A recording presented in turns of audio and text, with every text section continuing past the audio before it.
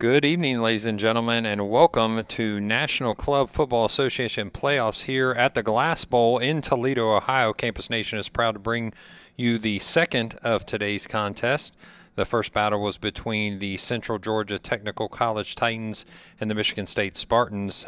This evening's battle is going to be against Sacred Heart Pioneers and the Ohio State Buckeyes. My name is Matt Baker. I'll be your play-by-play announcer for both of these contests, and you'll also hear from Joe Davis, our color commentator, here in just a moment. Today's contest is going to be a fun one. The many people on the chat lines and social media are talking about this second contest between the Ohio State Buckeyes and the Sacred Heart Pioneers is going to go down as a classic in the NCF playoff history, which we're glad to have here at Glass Bowl in Toledo, Ohio.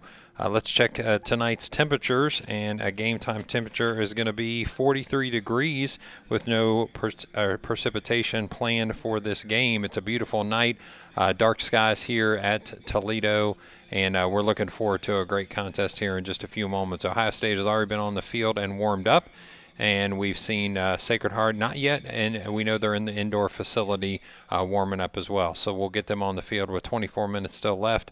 I'm sure the kickers, punters, and the special teams guys will be out here in just a second. We'll fill some information in between now and then. For those of you that weren't able to join us for the first game, we had the Michigan State Spartans and the Central Georgia Technical College Titans. And unfortunately for Michigan State, that was completely owned by the Titans. They did a great job in all aspects of the game. In fact, we've come to find out that until about the midpoint of the second quarter, the Michigan State Spartans didn't have positive yardage on offense. So they never crossed the 50 until about that same time. Central Georgia got off and running immediately with a kickoff return for a touchdown, and we'll see what type of excitement we have as the game starts off here in 24 minutes with the Buckeyes versus the Pioneers. Had the benefit of talking to both head coaches. We have some items to share with you from those conversations. First, we want to take a check around the league. So the North Atlantic champions were the Sacred Heart Pioneers. The South Atlantic champions, as stated before, the Central Georgia Technical College Titans.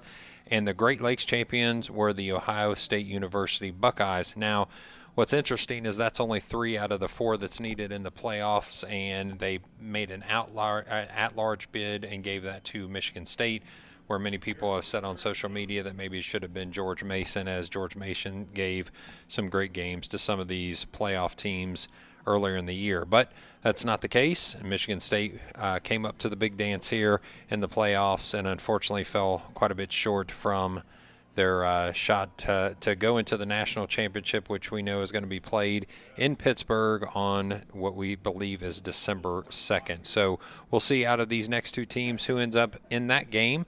We know that they will be playing the Titans, and we'll see if it's either the Pioneers or the Buckeyes here in the next couple hours. Just a note of a few people that we need to watch when it comes to football here for Ohio State. We'll start with the Buckeye side of the ball. The first guy that's going to be called out probably more than anybody else is Spencer Moore. Spencer Moore is a fantastic athlete that has played many years under Coach Grega, and is planning to run this offense through him as it always has for the rest of this year. We know with the conversation with Coach Grega, he said that Spencer is just the proverbial team leader. He leads by his voice, he leads by his action, and he's excited to take the reins from Garenstein, who had possibly the best club football career in the history of the NCFA, which for many of you know that started all the way back in 2010. Was their inaugural season, the NCFA, and Ohio State has been national champions twice in that time, in 21 and in 19.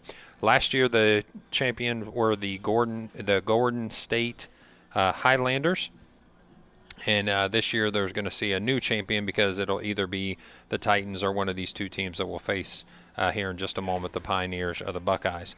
So as we mentioned, you're going to hear a lot talked about Spencer Moore, seen as more of a pocket passer than Garenstein was from the past. He's been 4 years in the program. and he's one TD pass away from breaking the league record. So when I talked to Coach Grega earlier this week, I just asked him kind of tell me your story about how you got to this position as head coach. He was a former player on the club football team for Ohio State, got into the assistant coaching ranks, and then eventually got into the head coach position in 2018 when that season started. At that time, they were down to as low as 25 kids. And they were able to recruit and bring some coaches on to create some consistency. And he says, it's a full-time job as far as it's not paid, but a full-time job as far as the hours that he puts in and all his coaches put in. They all work full-time and then come and coach and watch film and break down things that sometimes could be 5 and 6 hours long, depending on who the particular opponent is. But he loves doing this, and I've asked each one of those 4 coaches, including the coach for Sacred Heart as well, why do this? If it's a volunteer opportunity, you're not getting paid. In fact, it's costing you some money to be a part of all these activities on campus. Why do this? And he just says, he loves to see these young men have an opportunity to maybe have a team that he didn't have the opportunity to experience while a club football player at Ohio State. He loved his coaches, but the coaches, did it as you would expect on a voluntary basis, and maybe didn't have quite as much time to commit to it. So he wants to give a full commitment to this program and see it, extend into a new level, and he's been able to do that with the 2 national championships. A little funny thing about Coach Grega, not only does he talk the talk, but walks the walk. And my friend Rick Phillips has joined me on the mic here. So here's a little bit of information for you, producer Rick. Coach Grega actually runs scout team quarterback for his Ohio State Buckeye team. Seriously? He does. He does.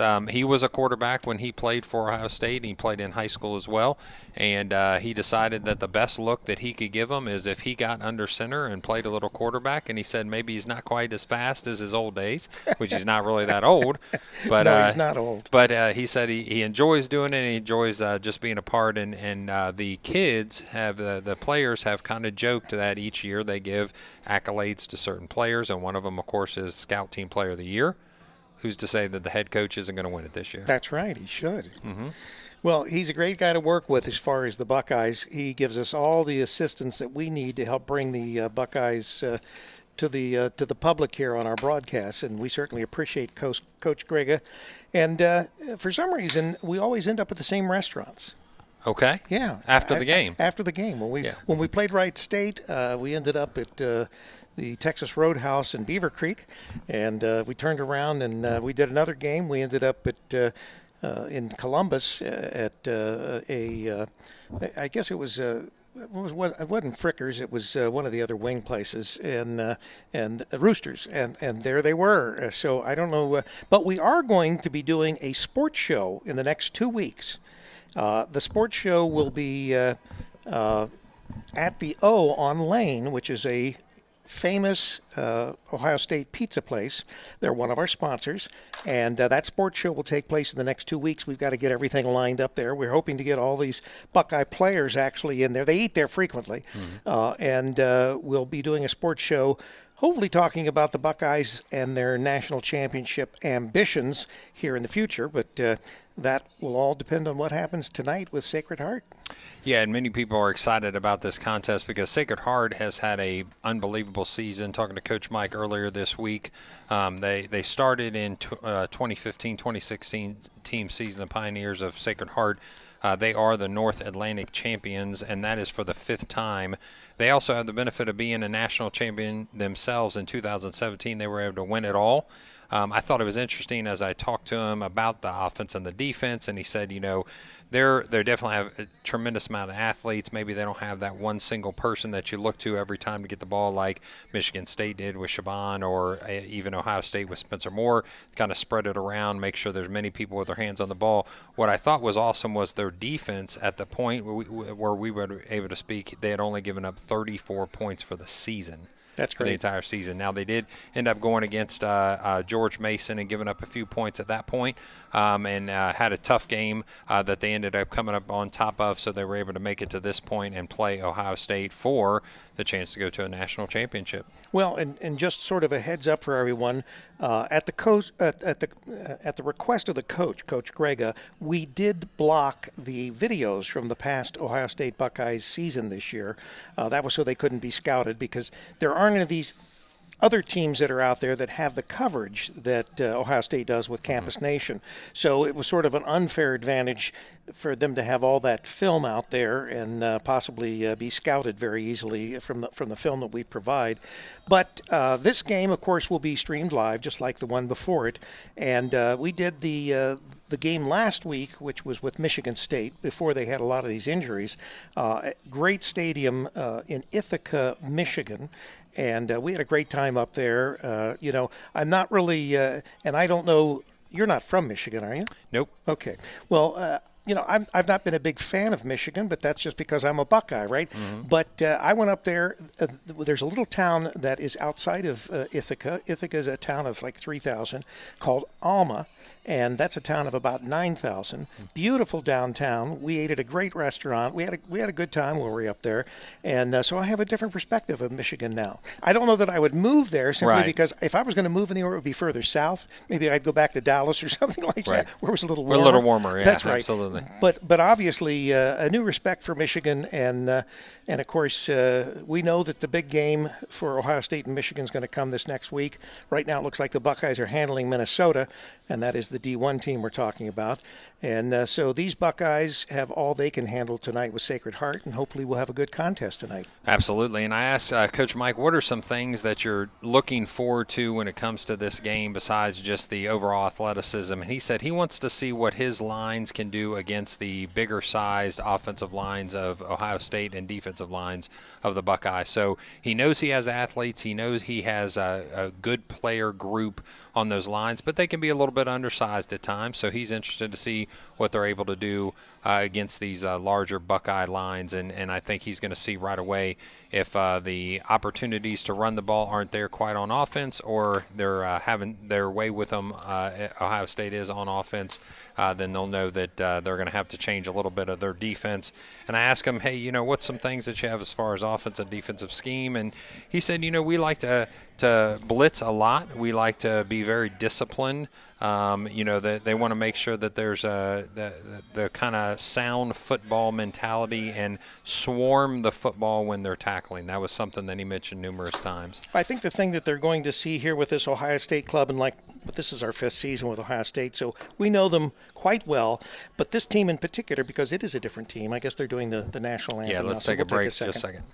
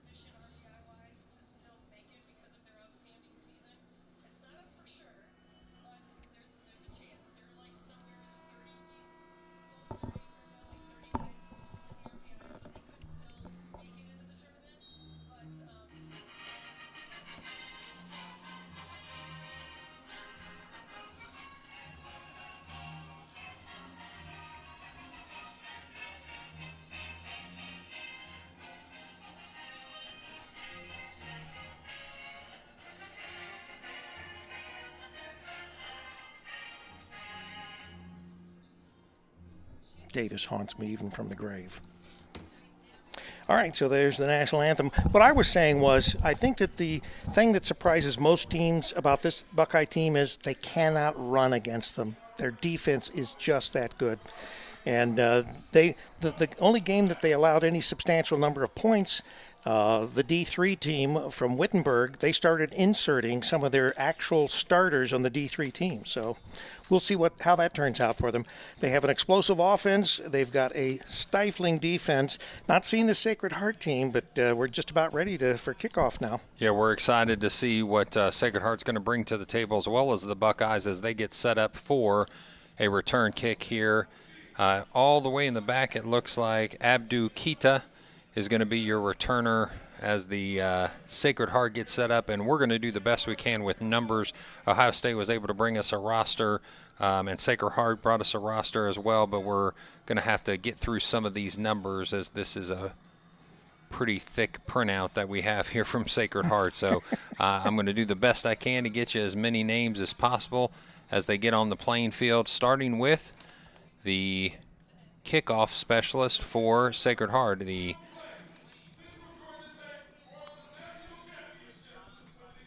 So one of these two teams will be in Pennsylvania, we believe in Pittsburgh, actually, That's near right. Pittsburgh, that's going to play December the for 2nd. a national championship on December 2nd. So kicking for the Pioneers, we have number 28 that's listed here.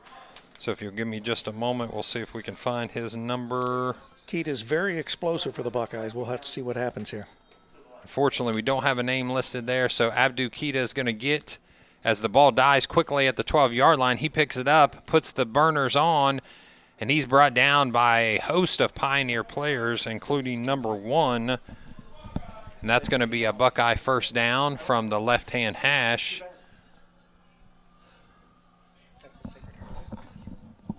So Sacred Heart brings their defense out. We'll see what Ohio State can do against this Pioneer defense. A nice return. And now a Spencer Moore-led offense onto the field with running back number 23, J.R. Burton, flanking him to the left. 2 receivers to his left, 2 receivers to his right. The shotgun snap comes back. He fakes the handoff. He's going to get pressure and brought down, sacked in the backfield. Pioneers coming strong with their defense. And we're going to do the best again. Number 99 is no, we're missing. We don't have a roster, unfortunately, for the Pioneers. So we're going to give credit to numbers, unfortunately. We'll see if we can get some names here at some point in the game. Spencer Moore now with an empty backfield, slings it out wide. He's got a receiver out to the right-hand side. I believe that's Cooper. Yes. So Cooper with his first reception.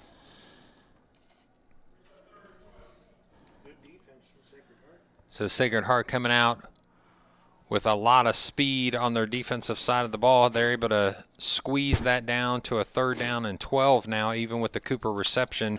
He's brought down behind the original line of scrimmage. Spencer Moore directing traffic, 3 to his left, as well as his running back, 1 to his right. The snap, the low snap's picked up by Moore. Ooh. The ball hits the ground before it gets into Keita's hands. Or no, I'm sorry, that's Christian Wright. So before Wright's able to bring the ball in, the ball's going to land on the turf, and Ohio State's going to go 3 and out. Yeah, I went over and asked the coach for a roster, and he looked at me and goes, I don't have a roster. He goes, I don't have nothing on paper. He goes, sorry, you won't get one. Gotcha. So we're going to go with what we got here. We'll go with the best we can do, and that is for us to give you some numbers, and I'm sure those that are listening from the Sacred Heart faithful can know who those players are. So a punt lands in the hands of, and immediately met by Ohio State defenders is the Pioneer returner, number 29.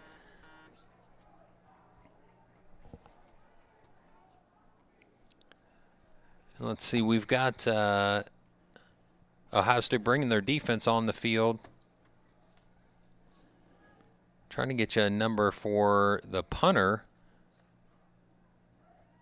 I believe that was Cooper also punting, so number 16 is... He's also the punter, yes. There you go. So punter is Cooper.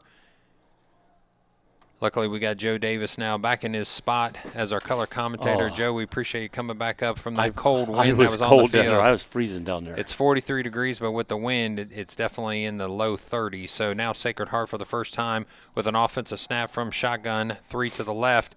A long pass into the numbers. The ball's tipped up, and it's going to fall to the turf. Good so defense incomplete on pass. that. Yeah, incomplete pass on the first round here. Because the man on him was right there, and then the safety came over right at the end. Both of them there knocked the ball up. Throws into double coverage, does the Pioneer quarterback. That's one thing about Ohio State this year. They not only have a very good offense, but they've got an excellent defense.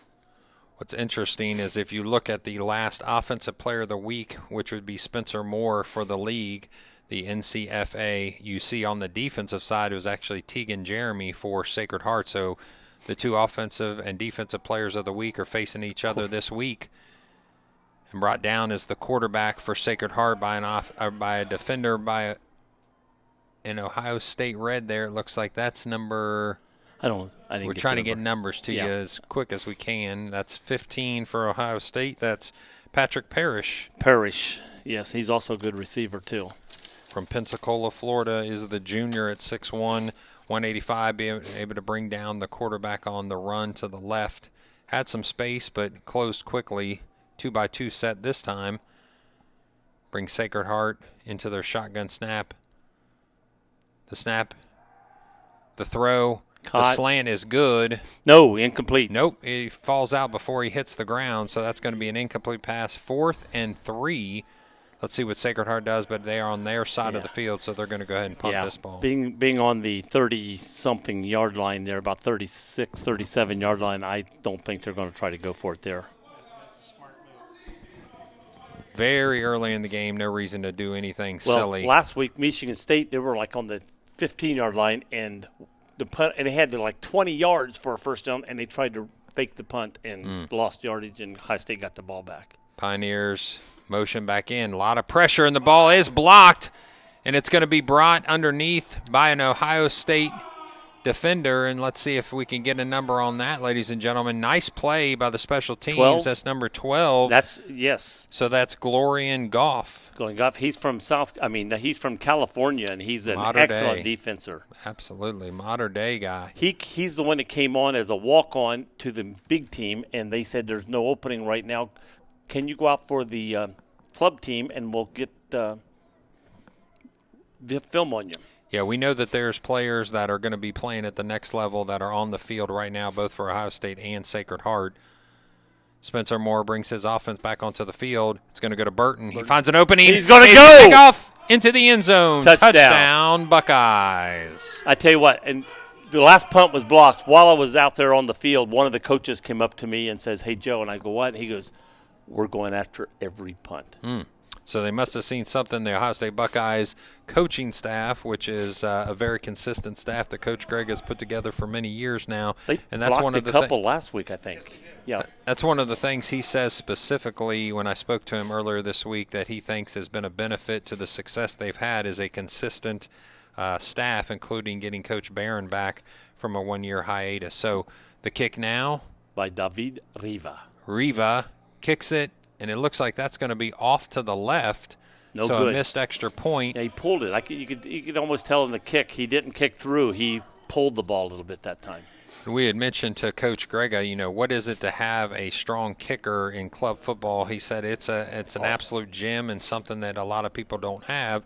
So we'll be able to see what he can do later on in the game, not only in extra points, but potentially field goals. And he does he's got a bad back that he's been playing with all year. And Cooper is the backup kicker also. Gotcha. And number one thing that was said to me in all four of the interviews of the coaches is we're banged up. The biggest thing is we're banged up. Yeah. So not just Ohio State, Sacred Heart, even back into the Michigan State and Central Georgia teams have all said, it's been a long season for some. They had a game last week, all of them did, and they came out of that worse for the wear. Every team seems to have lost at least one or two players. Ohio State may be the healthiest of all the four teams, or at this point 3 teams left. But we'll see how this game ends. And number one, we want everybody safe and a good game. Right now, a 6-0 lead for the Ohio State Buckeyes with 12:21 left in the first quarter. The kickoff comes down. That live ball hits. Finds an opening, and he's off to the races, but he trips. Goes down. One of the players got a grab on his ankle a little bit, and there was an opening. If he didn't lose his balance, there was only one guy left to stop him. That was the kicker. Number 7 is Thomas Hurley Jr., a junior listed out of Jersey from St. Peter's Prep. And Cooker does the kickoffs. as well as the punting. All right, now we've got Ohio State ready to bring their defense back onto the field. 2 receivers to the right, 2 running backs as well, and a big hit by the Ohio State defender on Fulner, and he jumps up immediately, heads over to the sideline to get another play. But he got back to the line of scrimmage, maybe gained a yard. Looks like they will give him 1. That was number 3 playing defense for, that's Tyler Beckman, the freshman out of New Albany, Ohio, slicing through the offensive line and hitting Fulner as soon as he gets back to the line of scrimmage. They are going to give him 1 with forward progress on that play.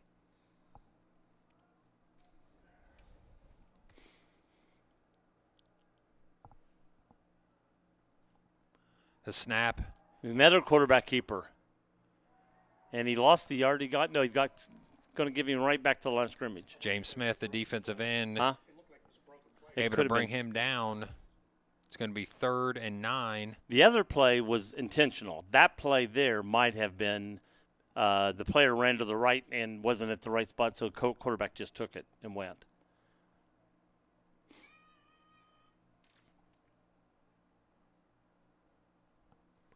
So as the Sacred Heart Pioneers come back to the line of scrimmage, they're going to have a 2-by-2 look, 2 receivers to the right, 2 receivers to the left. A 3-2 defense with an outside linebacker looks like is what Ohio State bringing a lot of pressure, and Fulner's going to be intercepted. It's going to be intercepted. Returned down to the 30-yard line. So with pressure in his face, unfortunately, Fulner has to throw off his back foot. That interception goes to Ohio State's. Yeah, he should have tried to throw that ball away rather than make a play out of it, because there was 3 Ohio State guys and only 1 Sacred Heart guy in that area. Bad choice of trying to make a pass there on that play. Did go across his body to outside the numbers, which is going to be tough anytime. That's number 11 with the interception. That's Colm Damron. He's from Columbus, Ohio, out of Bexley High School. So Ohio State with great field position. 3 receivers to the left, Spencer Moore and Burton to his left. Single receiver to the right with no safety help. So you're going to have a Burton run on the right-hand side. Now he's down at the 24-yard line, so a nice gain on first down. about 5 yards, so got half of it right there. 2nd and 5 as they set up on the right hash. And Ohio State is not huddling. Call it a muddle huddle. Call it kind of a from the line. They're getting the play from the sideline, but it looks like Spencer Moore is going to call out some direction to his line there, and we'll get you some names here in just a second of that starting offensive line at the next play break.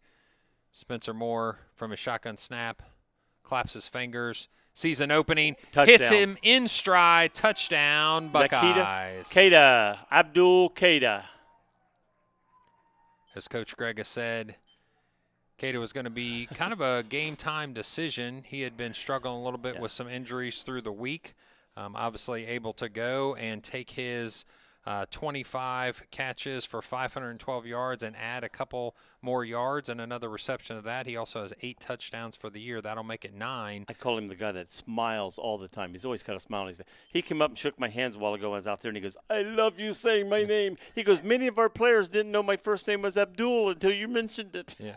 So I loved it. So a 77-yard long play is Abdul Keita's best play from scrimmage, and this one a little bit shorter than that, but is able to get a touchdown with 10:02 left in the first quarter. It's 13-0. And got the extra point that time. Yeah, so, Joe, I'm just, not to get shaky right away here for the Pioneers, but is there a little concern with only a few minutes ticked off the clock and we're down 13-0 already if you're a Pioneer fan?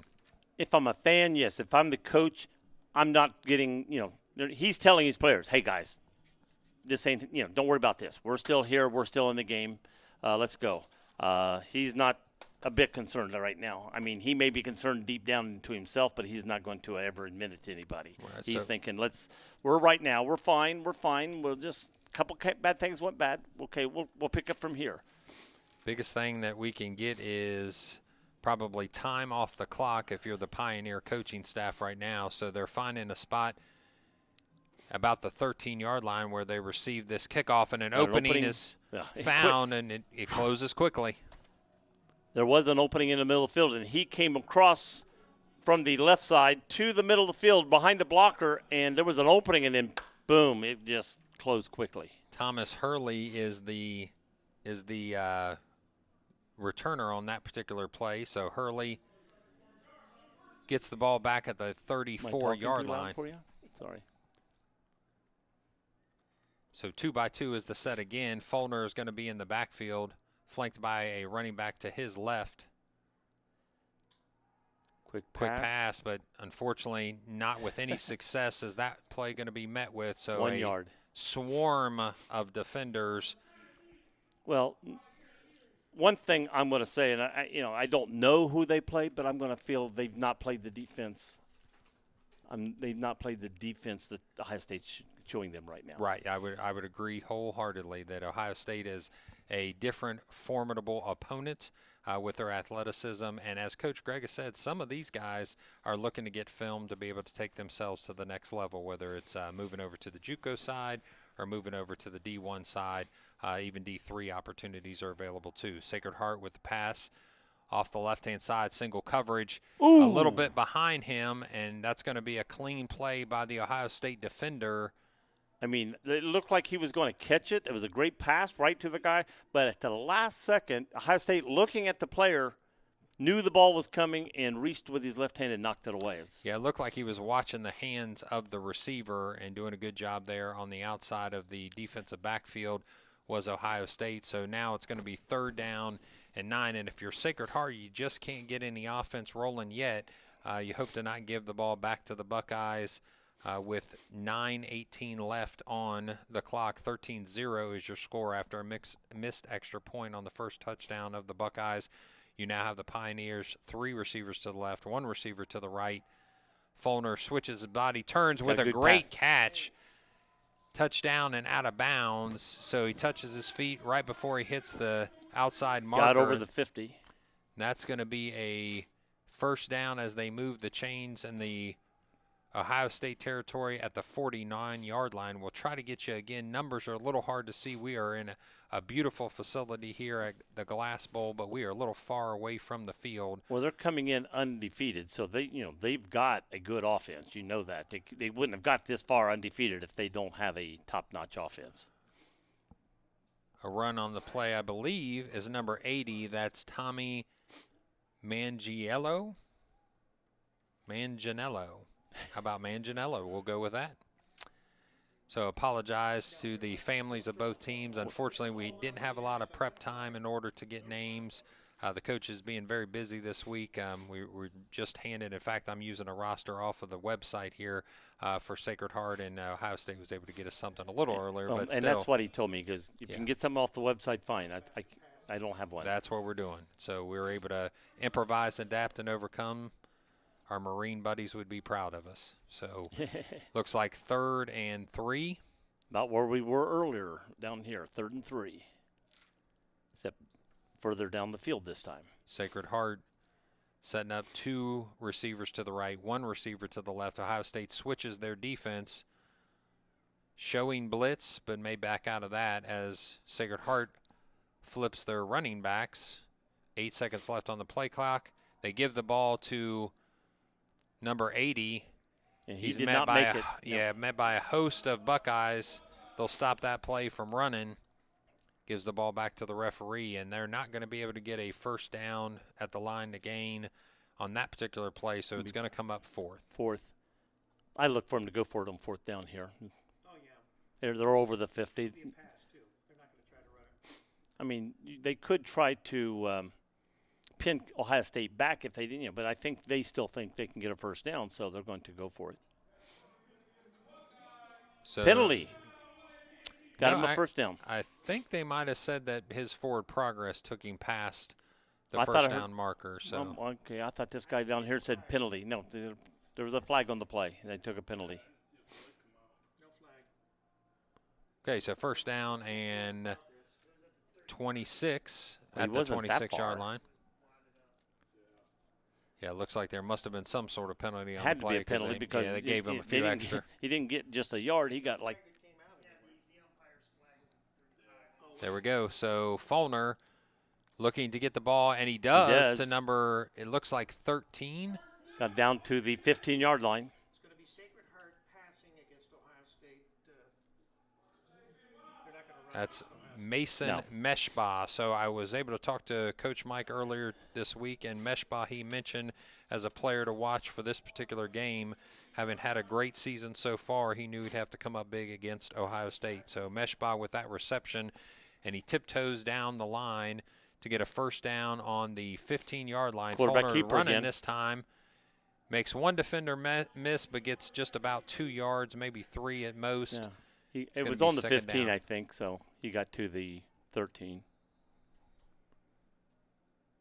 Pioneers are going to call a timeout. Oh, no, I'm sorry, injured player, on the field. So as we take a break, we'll send it over to Rick Phillips, and we'll be back in just a moment.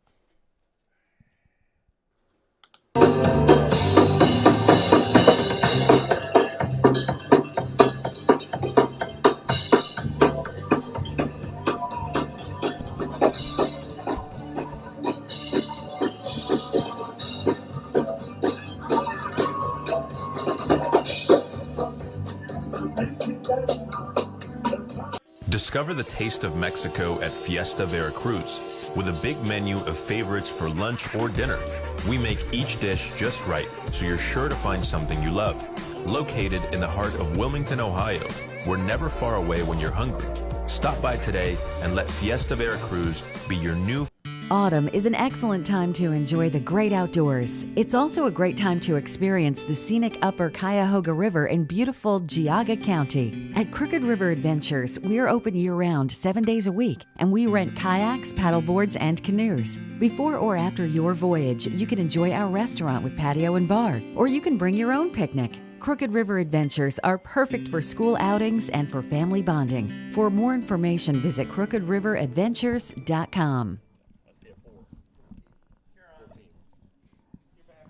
So number 14 walks off on his own power. That's James Smith after being shaken up on that last play. So Sacred Heart on the move offensively.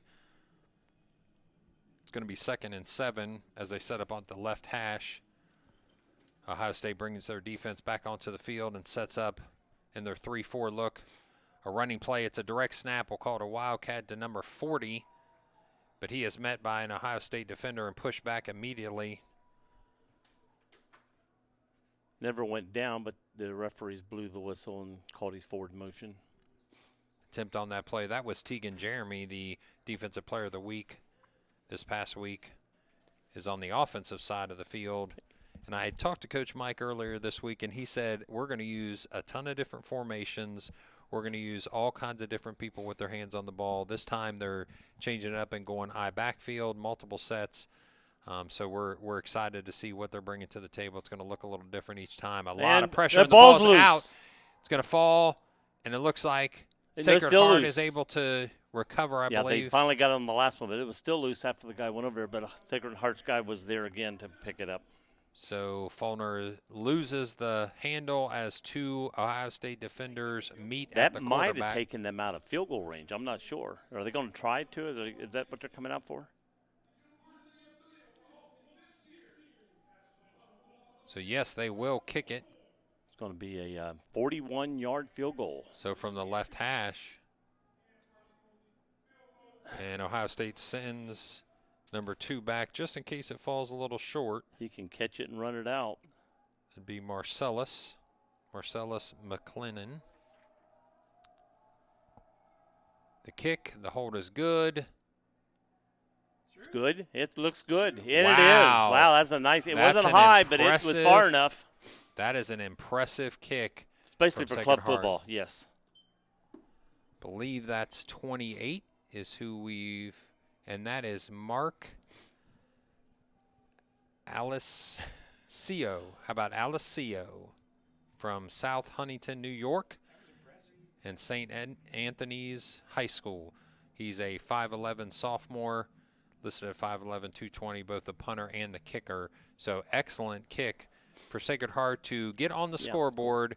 13-3 is your score as Ohio State has come out to a quick 2 scores and now answered with a field goal by the Pioneers. Thank you for joining us here at Campus Nation Live. We appreciate all those that are on our YouTube channel watching this great game. And one of these teams is going to end up in the national championship on December 2nd near Pittsburgh, Pennsylvania. We'll find that out here in just a couple hours. 4:27 left in your first quarter as Alessio sets up for the kickoff.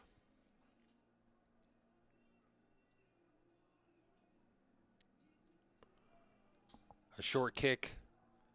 Looks like it's not going to go out of bounds. It's going to be picked up by Ohio State.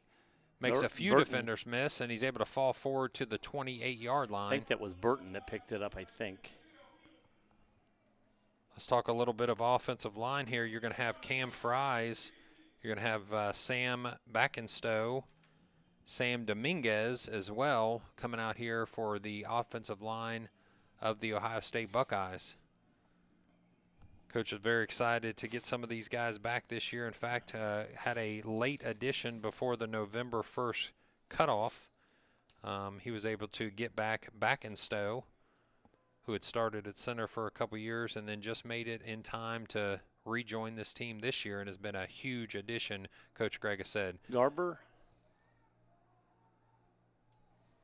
Yeah, it was Garber with the ball. So playing the tackle that time by Sacred Heart's Maganello. So that's Tommy Maganello playing both defense and offense. So we got 5 yards on that play. Ohio State's second and 5. Spencer Moore trying to keep his hands warm, snaps for the ball, gives it to Lang. Lang, the second leading rusher of the NCFA. Done a great job this year. Coach Greg is very proud of him. Yeah, he had to step up because Thiel got a high ankle sprain, and he came back to play a little bit, but he's out tonight. I talked to him out there, and Lang got more playing time because him going down, and he did very well, filled in great.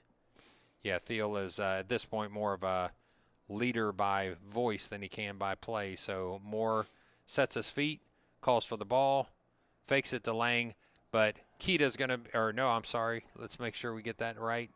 Hit behind the line of scrimmage. Yeah, it's Keita. Is no, it's 16. That's Cooper, right? Cooper. So David Cooper gets hit. Trying to find out if it was 16 or 10, trying to read the number, but it was 16. Driven back. So we're going to have to punt. And that's going to be Cooper, who just got caught. He's going to be the one now punting the ball.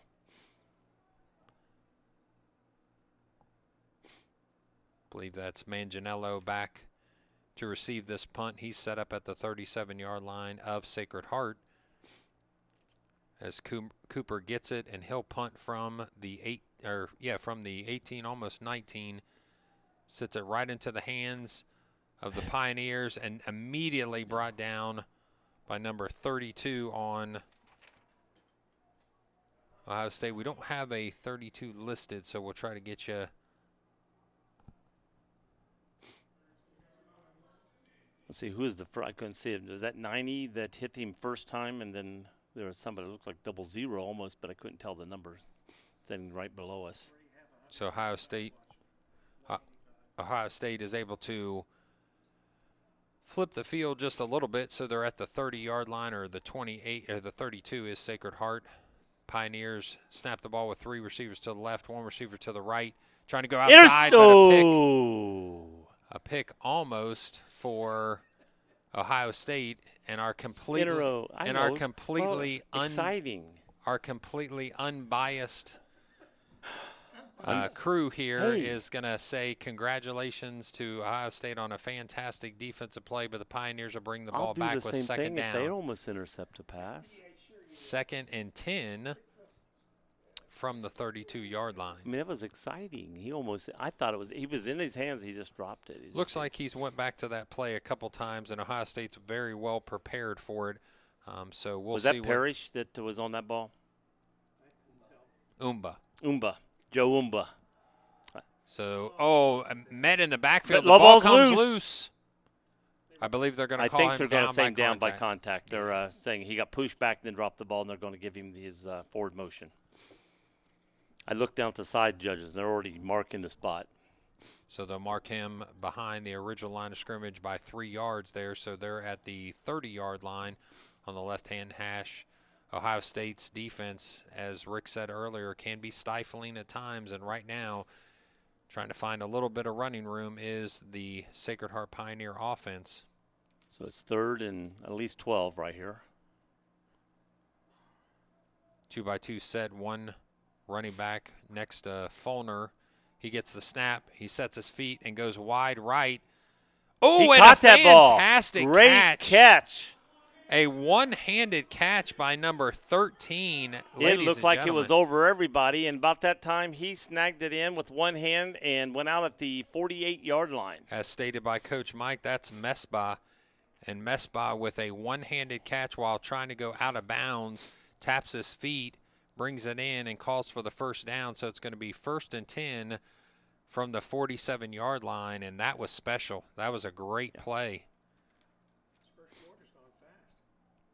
59 seconds left in the first quarter as Fulner runs to his right with protection from Manganiello. He's going to go out of bounds, steps out of bounds at the 48-yard line of Ohio State. So crossing into Ohio State territory are the Pioneers. And about 4 yards on that play.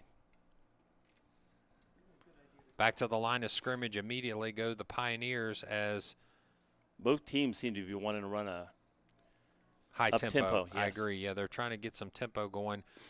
Ohio State usually calls their plays, it looks like, from the line of scrimmage where we're getting a call in from the sideline and wristbands being used by Sacred Heart. With 10 seconds left, he pulls it, goes outside, and doesn't wait for his block from number 13. No.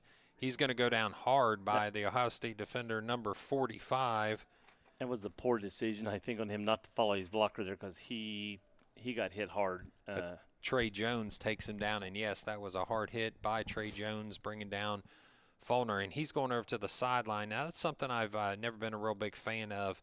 I used to coach football, and one of our quarterbacks used to come over to our sideline to get the plays, and just for fun one time, I figured up how many extra yards he ran in a single game. I was just thinking that. He's going to run over there. You know, right now it's fine, but by the fourth quarter? Yep.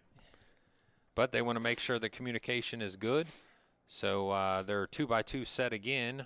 Ohio State gets their defense set. Fulner takes a second and drops his arm low that time. Delivers the ball to. Got a first down.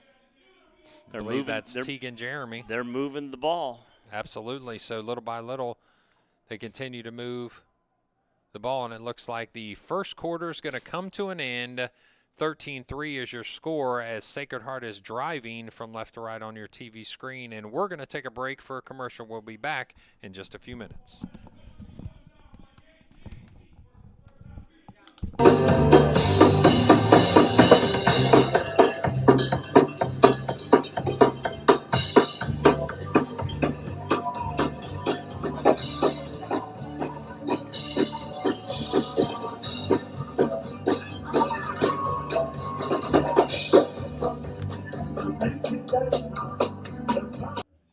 Discover the taste of Mexico at Fiesta Veracruz.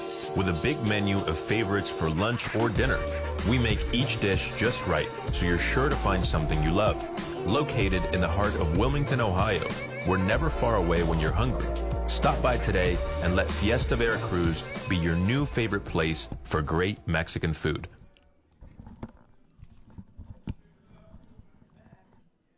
All right, and we're back, and we appreciate you sticking with us. Campus Nation Live, we appreciate all those that have joined us for this contest of the Ohio State Buckeyes versus the Sacred Heart Pioneers. Sacred Heart on the drive, now going to the north end of the stadium, gets the snap. Fulner gives it into the hands of his running back, who's met behind the line of scrimmage and driven back about a yard. Right. It's number 24. Again, we're trying to get you numbers listed off their website there. Richard Lionhood II. I'll tell you what, it's not been unusual for them today. They'll go back, come back, go right back up. It's a lot of these guys coming from New York. You see that listed. Connecticut, New Jersey. East Coast being represented here by Sacred Heart. But there's a Texas and a couple other people, California even. Passing deep Fulner left. Big throw out of the hands. Good pass defense, step by step all the way down. Who is that on him? Number 18 is the receiver, that it just went right outside of his hands. Was that 20? I'm trying to see who the Ohio State defender was that was on him. Fortunately, we do not have 18 listed as a player for Sacred Heart. No, I can't tell the number. Looks like it might have been Joe Umba, that was step by step with him. Was it? Marcellus. Well, you were close, Joe. I was close. Well, I'm looking at the number. Just a couple letters away. Well, it's 25. I thought it was 25, which is Joe Umba, and he's right there, but it was maybe the other. 2x2 set. This time the flag play clock is going to go down to 0, and I believe they they're called going to timeout to save it. It was Umba. Thank you very much. I was correct. Don't let him do that to you. Another Joe Davis was correct. So with the break in the action, we'll take just a moment here to recap where we're at. 13-3 is your score. 2 quick scores by Ohio State in the first quarter, and then an answer of a field goal by Sacred Heart Pioneers. Long field goal. It was. We have that listed, I believe, at 41 yards. Yes. So Sacred Heart on the board with 3 points. Ohio State has 13 with their missed extra point earlier. 14:20 left in the second quarter as Sacred Heart finishes their timeout conversation, comes back to the field of play, as does Ohio State. Sacred Heart moving into the north end of the stadium where the wind has started to die down just a little bit. There's still quite a breeze on the field level. You feel it on the field, I tell you. Yeah, but it's not quite as bad as it was when we first got here. So a lot of pressure. He's going to be met, and luckily didn't lose the ball in the He process. had it out in his hand away from your right. He could have lost that ball the way he was holding it out away from them. But he did lose. About 12 yards there. Big yardage. They took him back to the 40. Fulner loses his own number. That's 12 yards on the play. So the punter's going to come out, and this time instead of going from closer to the end zone by probably 15 or so yards, he's going to step back all the way to the 45 of their side of the Lane's field. going back to receive the punt. Nice snap. Slow punt. I think that was done on purpose to keep it away and let it bounce. We call that the coffin corner, so it bounces About the correct way for 12-yard line. Pioneers. Yeah, he did a sort of a side kick and just barely over the players' heads, and when it hit, then it just rolled. And I think that that was a set play to not give them a chance for a run back on that play there. So we'll see if we get a little heavier dose of Jack Lang, the number 2 rusher in the NCFA right now, only behind Henry Shaban. But I tell you what, number 23, who's came on as the season went on, is a dynamic runner too. Burton. J.R. Burton? Yes. J.R. Burton. Okay. J.R. Burton. Spencer Moore directing his offense, sending 2 to the right, 1 to the left. He's got Lang behind him. Claps for the ball. Gives the ball to Lang. He makes one person miss, but immediately met after that by 2 defenders for Sacred Heart, one of them being number 53. He's down, still down. One of the Sacred Hearts that did the tackling. So a timeout with an injury on the field as they're going into the trainer coming out. I don't know if he just got the wind knocked out of him. Moving from side to side are his legs, so a little concern there. So, yeah. Joe, tell us what you're seeing. You have seen a lot of Ohio State club football up to this point. I've gotten to see a little myself. Right. What have you noticed is a little bit different about this game than what you've seen in the past? Well, for the whole season, they're very up-tempo. Now, they were very up-tempo last week, and he said that. That's a change. They decided to come out up-tempo and play, and it worked for them. They won 52-0. And I'm seeing that a little bit today. Again, they're good at mixing up the run and the pass, so you can't really key in on either one for sure. Player's up and walking himself off the field. Hopefully that's all it was. Maybe just fell down, maybe hit somebody's knee that was already on the ground or something and knocked the wind out of him.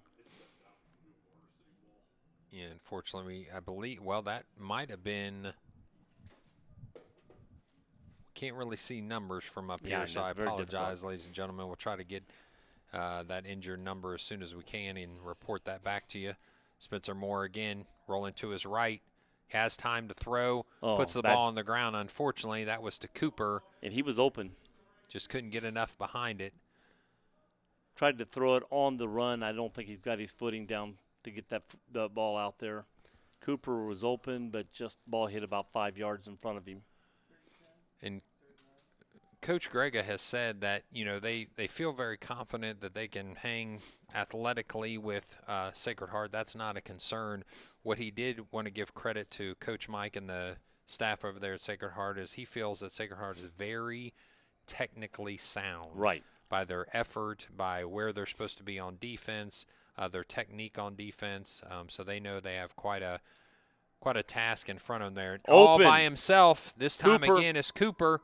He tries to outrun the defender, and he does one, but doesn't get past the next, and he's going to go out of bounds for a first down. He couldn't keep his balance to stay in bounds going down the field, and but he beat one, gained another 5 yards, and then his body just took him out of bounds at that point. Coach Grega said Cooper could have a very big game and is expected to in the slot position. So this time a 3-by-1 set with a running back to the right. Goes to Lang. He makes nice one move. person miss on the shifty move there. Nice job. He was almost no gain and ended up gaining 5 yards on that play. Maybe 4. He gained about 4 yards on that play, and at one point he was not gaining anything. But he made a good left step to his left and got around. Ohio State brings the team back to the line of scrimmage. 3-by-1 again with Lang in the backfield, flanking more to the right. He brings a receiver in motion, gives the ball to Lang. He reverses field and goes back up towards the line of scrimmage and is able to gain at least 2 yards there. So now it's going to be 3rd and 4. Yeah, he, again, took a negative and started to go one way, wouldn't have made anything, and we got a player down and then made a little bit of a gain on it. So it's going to be about 3 and 4, 3rd down, 4 yards, and is that number 32? He was sort of limping a little bit and then went down. And I'm not sure. That may be the same player that was down a minute ago. I'm not sure. Rick, are we good on the stream? No. I'm setting up enough on this stream. Yeah, I think we're off air. But go ahead and just play it like we're on the air. I'm still recording. Okay, so we're going to continue. We know the stream has popped off for our viewing audience. We're going to be back online here in just a moment. But we'll still keep it up for those that pick it up later. You can watch the thing until we have to take it off. So the injured player is for the Pioneers. As Ohio State and Coach Grega talk about their offensive set as they return back after this injury timeout. The Pioneers have a few players on the sideline, but I'm sure they're just like everybody else. They're so banged up that they can't afford to lose many people there. It looks like, is that 22, I think. 22? Yeah. 22, let's see, is listed as? Because I had 32, but I think it's 20. It is. I mean, the second number's 2, definitely. Okay. Yeah, unfortunately, they don't have one listed there. So the only 20, there's a 23, 24, and 25. But unfortunately, we were just not able to bring you the number of those injured players, and we apologize to those families. We'll try to get that information as it comes to us. A high snap to Moore. He gets the ball to Lang, but he's going to be met immediately. That swarm defense, as Coach Mike had said earlier this week, is what he depends on. It's going to be 11 hats to the football every time that ball is snapped. So you saw on that particular exchange, and now it's going to be 4th and 2. It's got to the 45, got to get to the 43, and they're showing no signs of a punter coming on the field. I think you're in that no man's land just to a certain degree to where you're willing to go ahead and try it here and hope your defense can put a stop to the Sacred Heart Pioneers if they were to get the ball over on down. So Spencer Moore makes a change there from the line of scrimmage. The snap. A throw.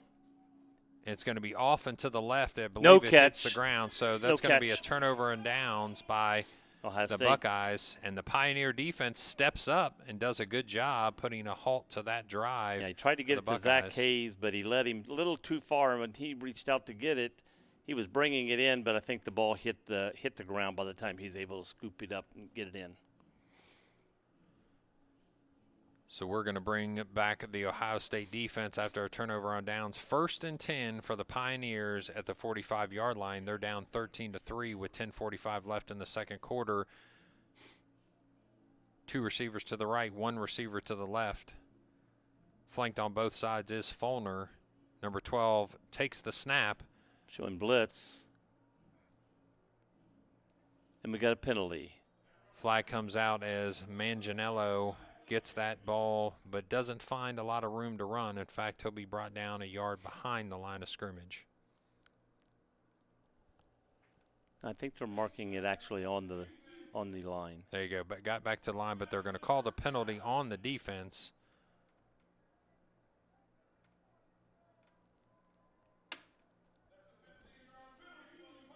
Wow, big one, 15. So I don't know what it was. I didn't see the signal. Did you? Yeah, I did not. So potentially a personal foul face mask. But we're going to see the Pioneers set up at the 40-yard line. 2-by-1 is their receiver set. 2 running backs. The fake and inside on the slant. Great pass and a good catch.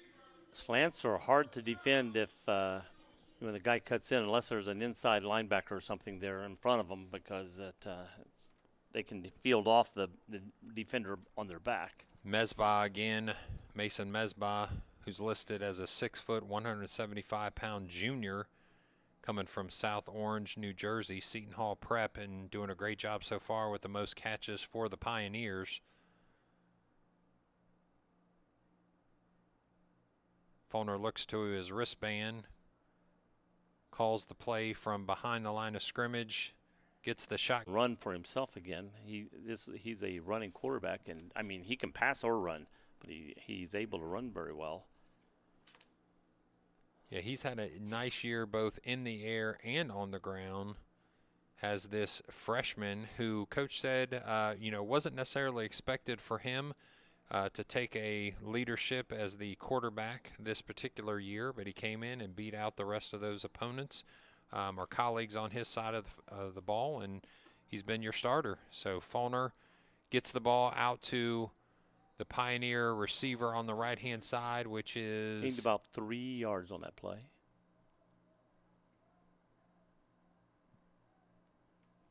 I believe that's 18. 18, I think. We're back on the air. Thank you. Yeah, so we apologize, ladies and gentlemen. Had a little bit of a... You have an 18? Snafu there in our network. So back with us. We appreciate you sticking it out. I tell you what, they may be in field goal range no matter what right now, the way that the kicker can kick. I do not have an 18 listed. So Fulner back, sets his feet. It's going to be wide of the receiver, which was Mesbah, outside of the numbers. So as you stated, Joe, it looks like they're going to come out and say, hey, we've done for one from 41. Let's try one maybe. Going to be a little further this time probably. Ball's on the 23. Going to be right at 40. So he made one from 41. This was from 40.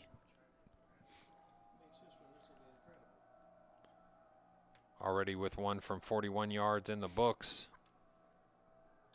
The kick. It looks like it's blocked a little up. bit, but did it make it? Nope. No. Off to the right. To the I right. believe, yeah. Couldn't tell if it just cleared the bar, or if it was just to the right. But I did think the way it turned that I thought it got just a hand on it. So because of the deflection, that ball is going to fall a little bit short. So the Pioneers come up short on that particular offensive series. 13-3 is your score with 8:15 left in the second quarter. But if there was a hand on it, it still made it far enough to go. So he had some power behind that ball. Yeah, there's no question that this gentleman that's kicking for Sacred Heart is doing a fantastic job, yes. Okay. So 3 receivers to the right, a single receiver to the left for Ohio State behind Arbor Spencer Moore. Motion. Burton coming around, got the corner. Should have a first down. Keita goes down as he's trying to block for his running back. He doesn't have a big body, I'll tell you that. He's probably not over 140 pounds, my guess. Maybe he is with the helmet and everything on. Yeah, they list him at 175, but you're saying that's a little heavy. I would be surprised if he's that heavy. 2 receivers to the right, 2 to the left. Spencer Moore keeps the ball, but he's met by a defender in the backfield. He's able to get around him. Brought down hard. Outside of the numbers. But he got about 6 yards on that run, maybe 7. No, about 6, I'd say. The referee keeps moving. I can't tell. He was here. Now he's here. So maybe about 7 on that where he's last marking it. So on the play for the Pioneers is number 29, but unfortunately we do not have a 29 listed on their roster. So we'll say a great play there by the Pioneer defender. And off to the races goes Burton. And he's going to get first down yardage, and there's going to be a flag. I believe. Another flag. If I were to guess, maybe face something mask? around the face mask. Yeah, it looked like the head and neck area were getting pulled at some point. Yeah, the High State players are all clapping their hands. So it's going to be in addition to that first down run. Which got to the 49 of Sacred Hearts.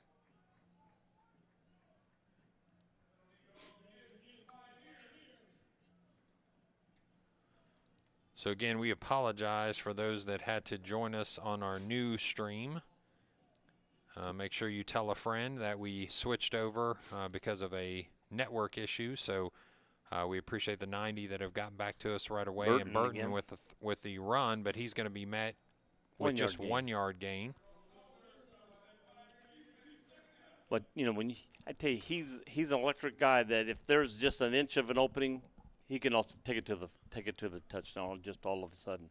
So gain 1 here, gain 1 there, but you got to let him know we're still going to do it now and then. He's one of those guys, if you keep giving it to him, he'll break one eventually. Yes. So 2-by-2 set. Spencer Moore calls his offense with the clap. The ball comes back in the shotgun snap. Nice. Oh, he threw behind him. He had him wide open. Cooper is open again, but Spencer Moore throws it behind Cooper, and it's going to be 3rd down. 6:22 left, 13-3. If you missed part of the stream because our network went down, right now you've only missed the fact that the Pioneers were able to drive into Ohio State's end of the field quite deep, but came up a little short when it came to the field goal attempt of 40 yards. So Ohio State has turned around and brought the ball back now in a no-back set. 5 receivers. Moore is going to run it. Not usually the running type too much. More of the pocket passer, but he can be elusive when he needs to be. Well, so last year he played tight end and went back to the running back position a few times, so he's used to running the ball. Yeah, and I'll tell you, I still think one of the best catches I've ever seen in any level of football was one that he made at Wright State a few years back in the corner of the end zone. That was NFL quality for sure. Him and Casey Scroggins, if you remember Casey. I remember Casey. Oh, my gosh. Yeah, fantastic. Both of those two in the receiving corps were pretty impressive. So 3 to the left, 1 to the right. Burton gets the ball. He finds room up the middle. He turns. He breaks a tackle. Oh, my gosh. Ends up breaking about 3 or 4 more, and he gets a first down run there. I was taking him down around the 24, and he just he kept going till the 19. So the Ohio State faithful that have shown up here at the Glass Bowl in Toledo, Ohio, clap him up for breaking those tackles and getting a first down. So they're it's going to spread be out, from the but 19. if they were all together, it'd look like a big group up there. A few have made also the trip for Sacred Heart to support their team. Moore with the ball to Burton. He finds a space off the left-hand side. He's still running. He's going to go to the corner, but there looks like there's a flag probably coming from the corner. Back.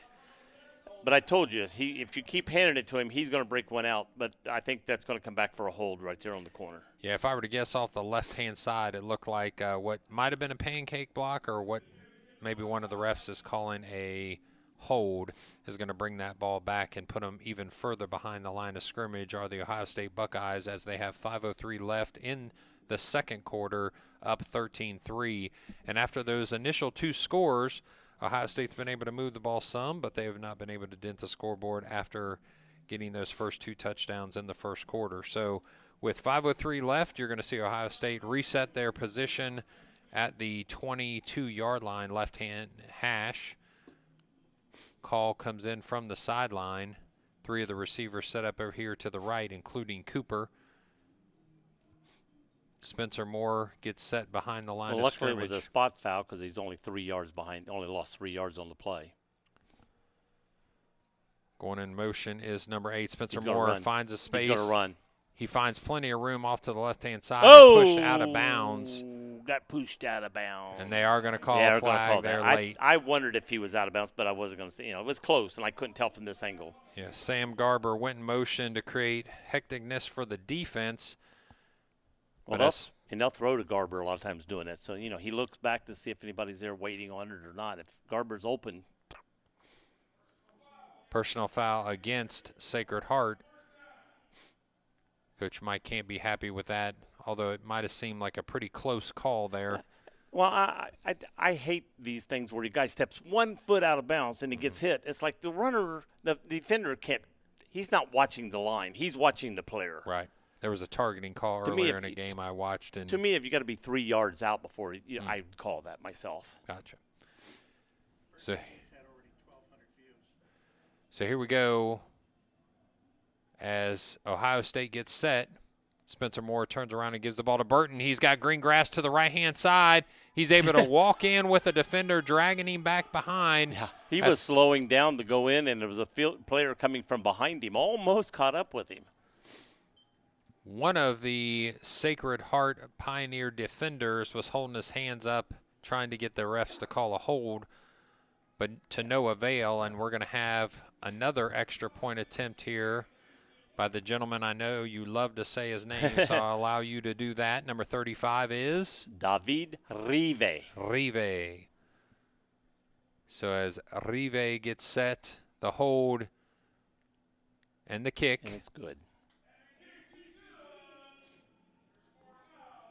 Cooper with a hold there, so the battery of Cooper and Rive, your kicking duo there, is able to get the because there was one extra game point. we did, and if there was 5 touchdowns, one did 2 or 3, and the other one did. So Cooper will kick extra points sometimes, and he has a powerful leg. 1,226 views on the first game. It's a great weapon to have. 657 on that first 55 minutes when we went to the new stream.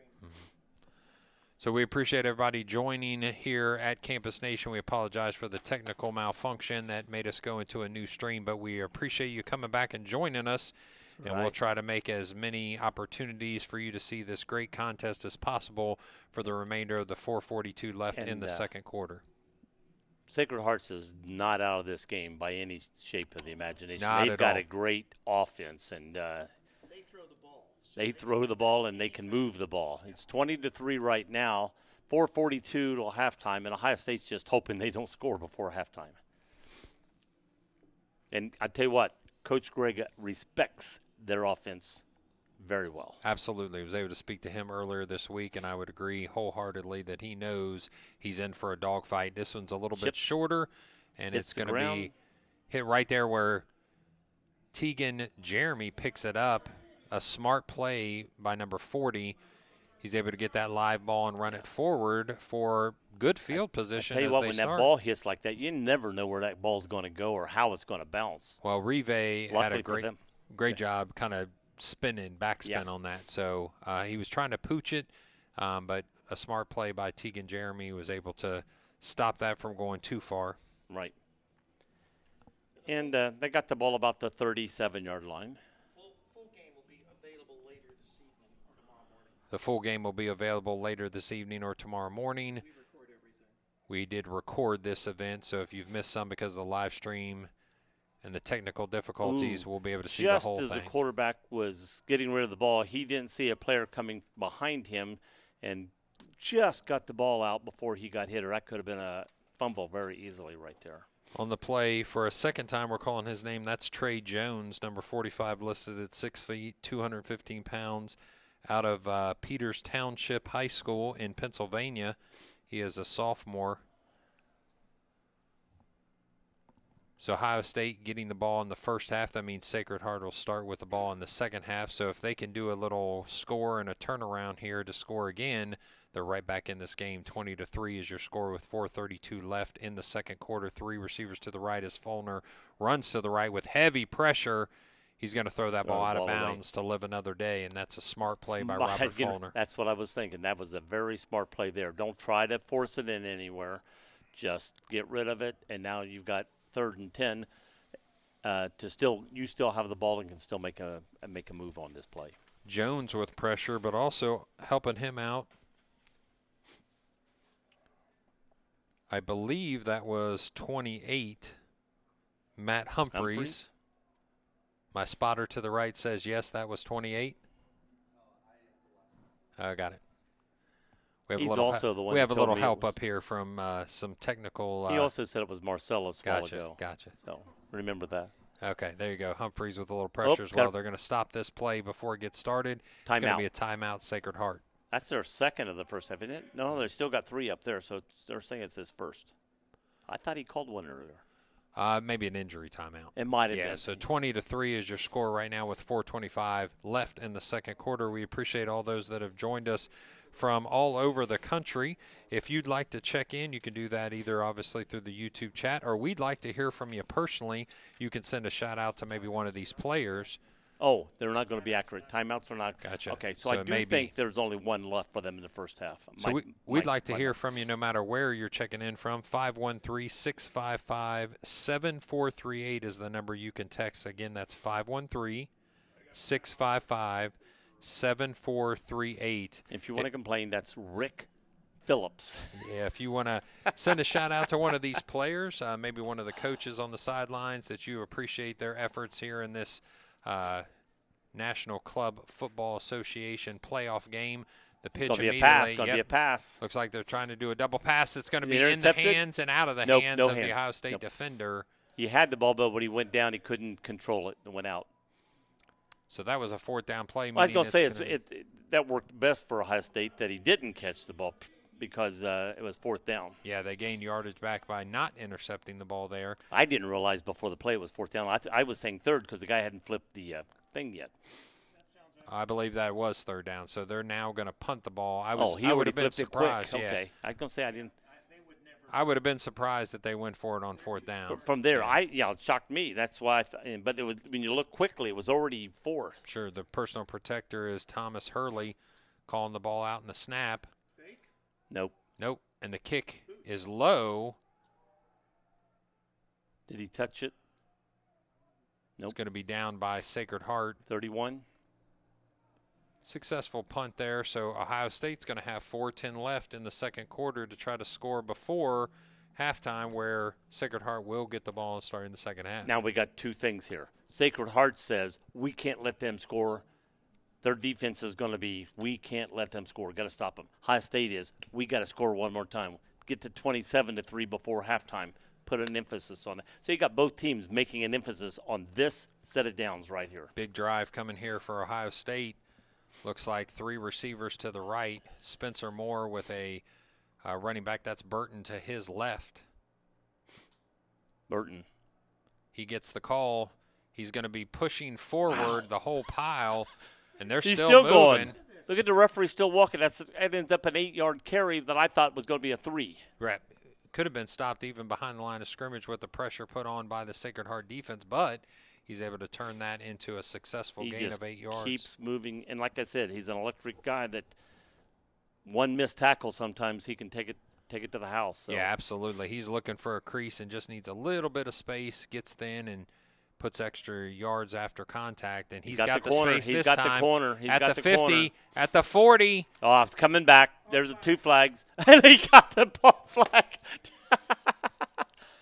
The defender for Sacred Hearts, the referee threw the flag. He got it in his hand. So as the flags come in, you can see 2 of them litter the field. And 2 guys, he's talking to him down here. He's patting him on the back. I think number 29 was just making sure that he didn't choke the running back, which is Burton. He did a great job in the open field. Number 29. 29 and 23 were having a nice little chat there on the way back. Yeah, unfortunately, they don't have a 29 listed. So a good play by the Sacred Heart. Yes. After catching up with a Burton that was taken off in the green grass here on the right-hand side of the field going towards the south end zone. Let's see where they end up putting this. Don't forget to tell them to like and subscribe to our YouTube channel. Absolutely. Like and subscribe to our YouTube channel. That is. And share it. Join the over 2,000 subscribers to Campus Nation by liking and subscribing Campus Nation. We appreciate your support, which brings club football to the masses here by the NCFA, the National Club Football Association. The playoffs this year held at the Glass Bowl in Toledo, Ohio. We're glad to be here, glad to have you with us.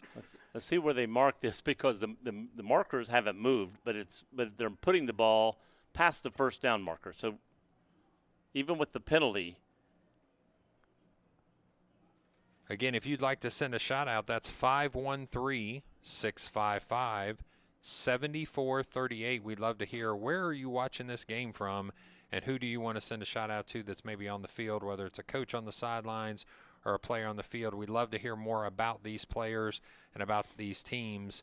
That's what makes this game so fun, is that it's still young men playing this game, the game that they love, deep into the season this year, and headed, hopefully, one of them is the national champion out of this group against the Central Georgia Technical College Titans. They had the ball in the 45. The markers came up there. Then the referee picked it up, went back to the 40, and now they put the thing there. So it's first down. They got a first down on the run and then came back on penalty. Deep pass. Wide open. Keita all by himself. Touchdown. Any flags this time? I do not see any. A breakdown in coverage, unfortunately, for the Sacred Heart Pioneers is going to create a 26-3 lead going into halftime. And with his speed, you do not want to leave him open. It's the last thing that Sacred Heart wanted, as they are going to get the ball in the second half to start the game, or start the second half of play. But unfortunately, now they're going to be down 26, possibly 27-3, which means we'll see here in just a second. 3:13 left on the clock, with Ohio State lining up for the extra point attempt. So Abdu Keita with a nice reception there. He likes me to say the snap, the kick, looks good. It's up, and it's good. 27-3 is your score with 3:13 left, and if you're the Pioneers, the absolute worst thing that could happen to you is yet another score before the halftime break. So they're going to have to regroup just a little bit here on offense and minimally keep the ball out of the hands of Spencer Moore and the Ohio State Buckeyes. Well, that's one thing about the Ohio State Buckeyes right there, is he has so many tools. I mean, look how many receivers he's got. Parrish, he's got Hayes, who's led them in receptions. You got Keita, you got Moore. You want to know what your odds are for Sacred Heart winning this game? I'm not going to give one. Right. So we're getting a shout out here from, looks like an Ohio number. Yes, from Morrow, Ohio, which is right down the street from where Wilmington. I live. You're not far from me. Yeah, you're not far from where you live. I live in Clinton, Massey. So Zach Davis, we were watching from Morrow, Ohio. The Wheeler and Spencers are watching from Morrow. Sending a shout out to number 66. We love to hear that. We appreciate that. And the kick is high. Another end over end. Hit the ground, bounced around again. Picked up. And a nice return as he's following his blockers. He's and he's still on going. His feet he's still going. He got back to the midfield. 50-yard line. Excellent job. I mean, he was being tackled at the 35, and he made it to the 50. Thomas Hurley has definitely been a difference maker so far. Shout out to Ricky Lionhood by a couple different people. Ricky Lionhood.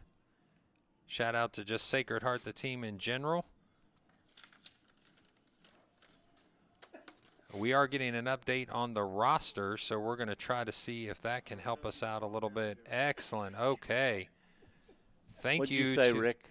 Thank you to the person watching the game that is able to send us an updated I can't calm down, roster. people. So thank you very much. At halftime, we'll get that put on the computer, and we'll be able to use that moving in the second half. We do appreciate that. We know the coaches are busy, and that gives us a little opportunity to share these great players let these young men be recognized. They're going to mark him at the 48 of Ohio State. Gained about 2 yards on that run.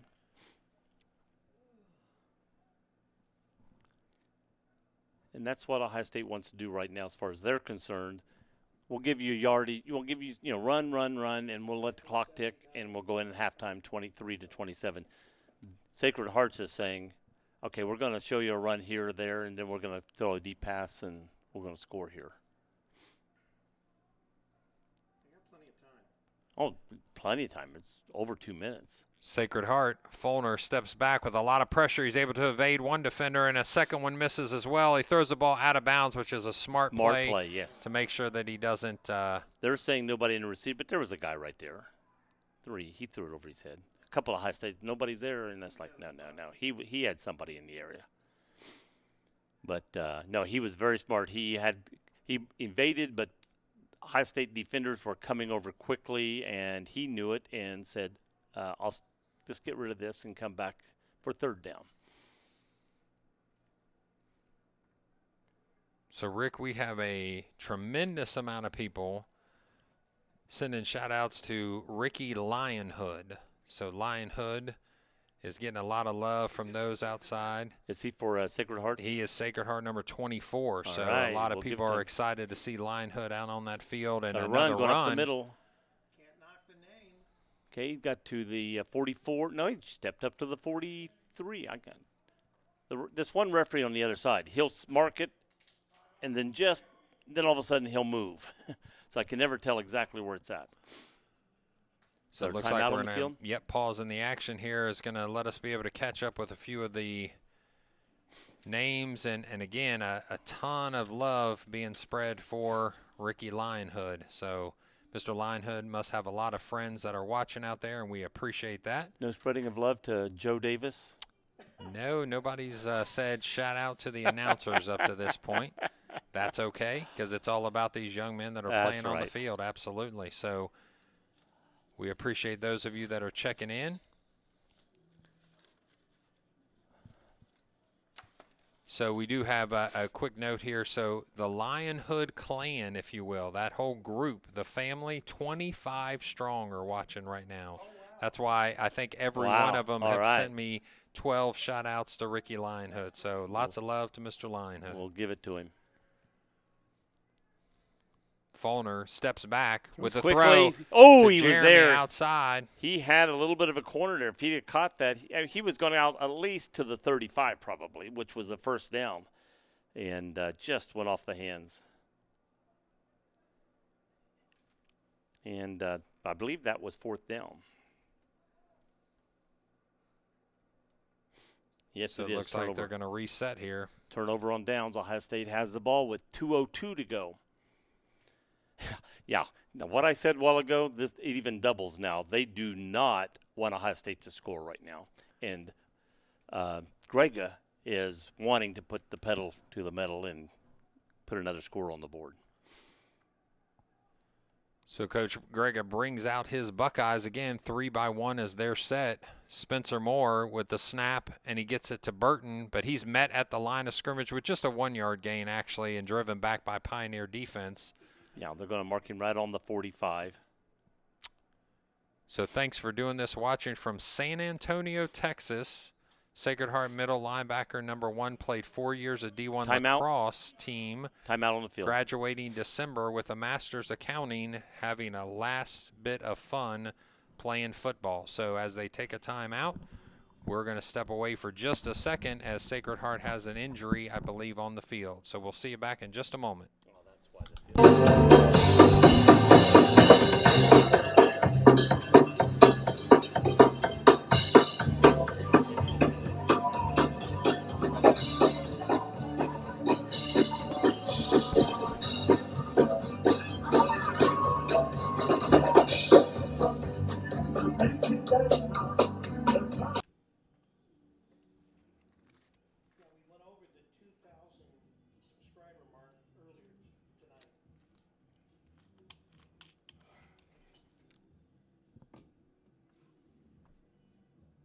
Discover the taste of Mexico at Fiesta Veracruz with a big menu of favorites for lunch or dinner.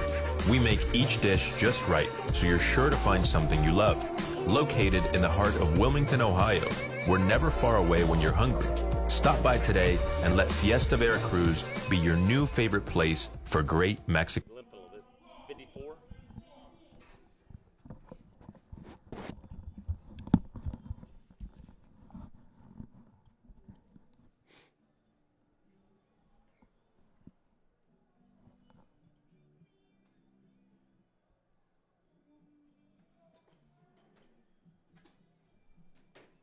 All right, and we're back with the action here as Spencer Moore brings his offense back as he's running to the right. The throw, and just before he goes out of bounds is Cooper with a fantastic catch and finish there for a first down run. Yeah, he got that ball up to about the 41-yard line, and he did a good job of slowing down and then patting his feet before he went out of bounds. Great catch. So Ohio State on the move with 1:35 left, 27-3 is your score. As Ohio State comes back to the line of scrimmage, they're going to bring 3 receivers to the left, 1 receiver to the right. Spencer Moore and Burton in the backfield as the offensive line calls out the blitzes that are coming from the Pioneer side of the field. The snap, they back off from those blitzes, and a quick flip to Burton. He finds some space off the right-hand side, goes out of bounds at about the 32-yard line. So it was a very good run by Burton there. Well, not actually a run, but a catch and run. You had mentioned before that he is a threat out of the backfield as well, and you could see there with soft hands, he turned up and got an extra 4 or 5 yards even after the reception. They gave him to the 31 and gave him a first down on that. First down at the 31-yard line, 1:27 left after they move the sticks. The clock will start on the snap of the ball. 14 seconds left on the play clock. In motion goes Garber. The ball hits the ground. Moore picks it up, and down the middle of the field is Cooper. He's hit, but he goes in for the score, and that's another score for Ohio State prior to halftime. Wow. Exactly what Sacred Hearts did not want to happen right there. With 4 minutes on 4:20 in the game, in halftime, Ohio State scored twice, and Sacred Hearts is trying their best to keep this game close. And I'm not saying they're not going to come back in the second half, but when you dig yourself a hole, it makes it just harder and harder to come back. Yeah, unfortunately, that Sacred Heart trying as best they can, they just can't stop the passing offense, or at this point, Burton from the backfield as well. Yep. The kick, it's good. Yeah, when you got a running backs like Ohio State has with Lang and Burton, and then you've got the receivers they've got, it's where do you put your effort? You double team. You pack the line to stop the run. If you do that, then he's going to pass. Well, if you go back and try to double team, which passer are you going to double team? Where do you try to stop? And then that opens up the run. So it makes it very difficult. We call it pick your poison. Yeah. So we appreciate those of you that are checking in. Quite a few shout-outs are coming in from across the country at this point, from Texas, East Coast as well.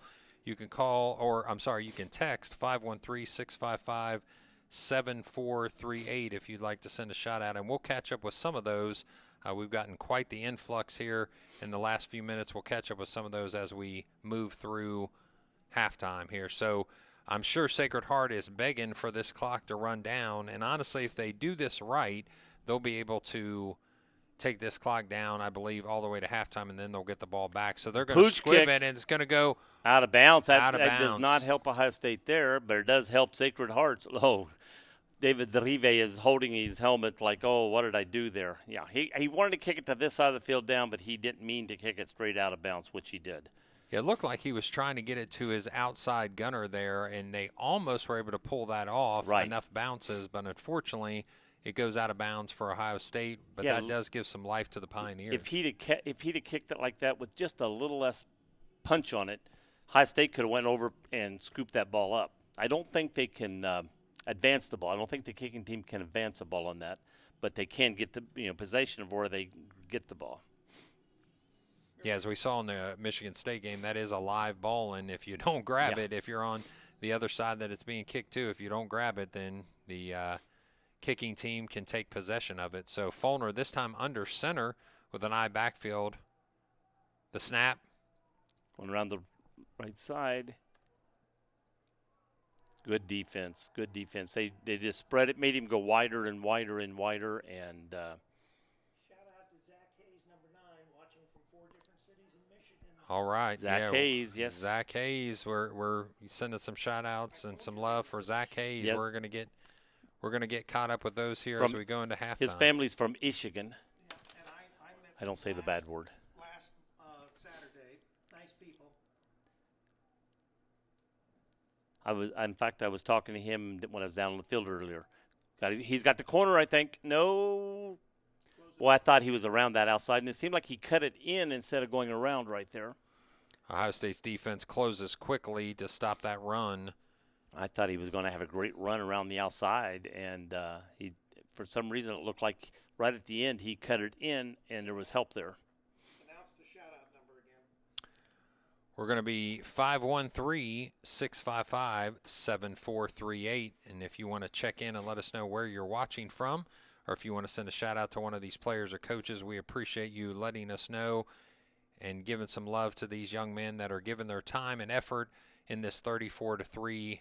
And that's going to be the end of the first half, as Sacred Heart is willing to go into halftime at this point, where they get the ball in the second half. And honestly, Joe, what do you think the first conversation topic is going to be for the Sacred Heart coaches? As they guys, come don't back give up. Guys, keep your heads up. I think he's going to try to build them up as best he can. Hey, guys, we're not out of this. The first half did not go our way, but we moved the ball. We did some good things. And he's going to try to remind them of the things they did right and try to keep their spirits up so they come back up. We're getting the ball first. We're going to go down and score, and we're back in this thing. Yep, I would agree. I think that's exactly the voice you have to have. And look, Coach Mark is pulling him on the side right now. Mike, I'm sorry, is pulling him on to the side right now and having that conversation before they even take a step off of the sideline. I think he says, look, guys, this first possession in the second half is going to be a make-or-break possession for us. We've got to be able to move the ball and eventually put scores and points on the board. If not, this game is going to get extremely ugly pretty quick. So we're going to take a step away for just a moment.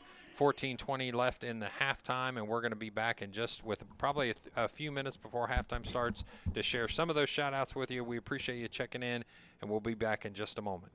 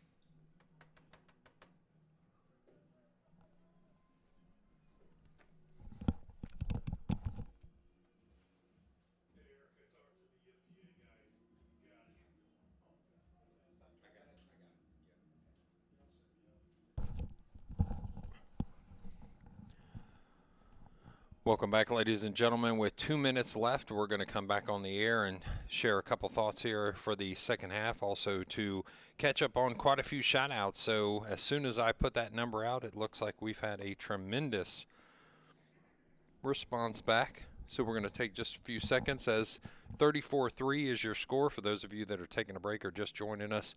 34-3, Ohio State is up on Sacred Heart Pioneers. It's been very heavy, Ohio State, especially in the end of the second quarter, where they were able to score twice within the last 4 minutes and 20 seconds. Again, as we're sending back out some shout-outs, shout-out goes out to Tyler Beckman. Proud of my sons playing for Sacred Heart, Jeremy McKenna, number 56, junior, and Nate McKenna, number 44, freshman. Warwick, Rhode Island for Tegan Jeremy is appreciative, and thank you for sending that roster, which we'll be able to use in the second half. Lots of shout-outs. Probably the most popular Sacred Heart Pioneer has to be Ricky Lionhood, who's received a tremendous amount of shout-outs. Shout out to Ricky again. Shout out to Sacred Heart's Jeremy McKenna, number 56. Shout out to Liam. Let's see, it says Musa, number 8 for SHU, Love, Grace, and Oakley. Let's see, family in Columbus, Cincinnati, and Erlanger, Kentucky, all rooting for freshman Tyler Beckman, number 3. From Staten Island, New York, shout out to number 29, Sacred Heart, Thomas Pecora. Shout out to Ohio State's number 69, Big Brother watcher from New York City, and that's back in Stowe. Coach was very happy to have him back. Lionhood, and again, a lot of love for Lionhood, and they share your thoughts, Rick, that Lionhood is just an awesome last name. Yeah, we appreciate those. You can just text in. No reason to call the number. We're just accepting texts at this point, and we appreciate you reaching out to us. So shout out to our son, Mark Alesko, number 28. Proud parents to him and the Pioneers from New York. Shout out to Kyle Vega, number 4, SHU from Fort Eisenhower, from your brother and your Vega family. How about let's go SHU, number 80, Manganiello, and the kickoff this time is a squib kick. It's short and picked up by SHU, number 7's Hurley. He's able to try to break across the field, but he's stopped by 2 Ohio State defenders. That's number 7, Thomas Hurley. He's a 5'10", 165-pound captain from Jersey City, Jersey.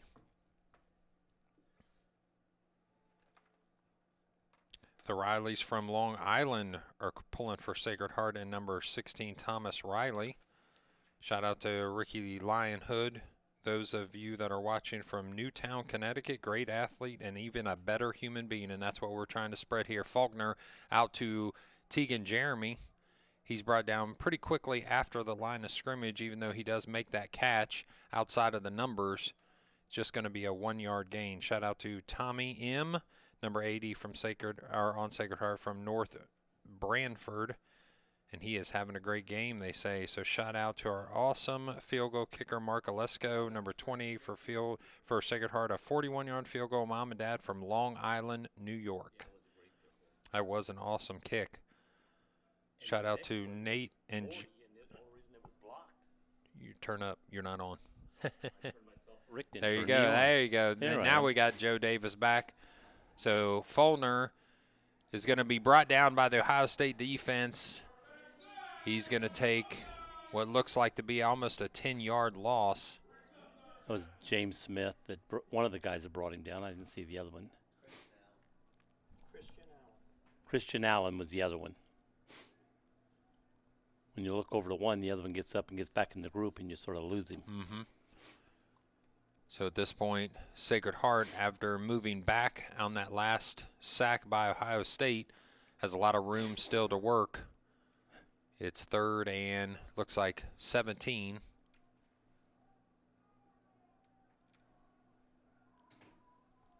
2-by-2 set. Running back to his left is Fulner. Throwing deep.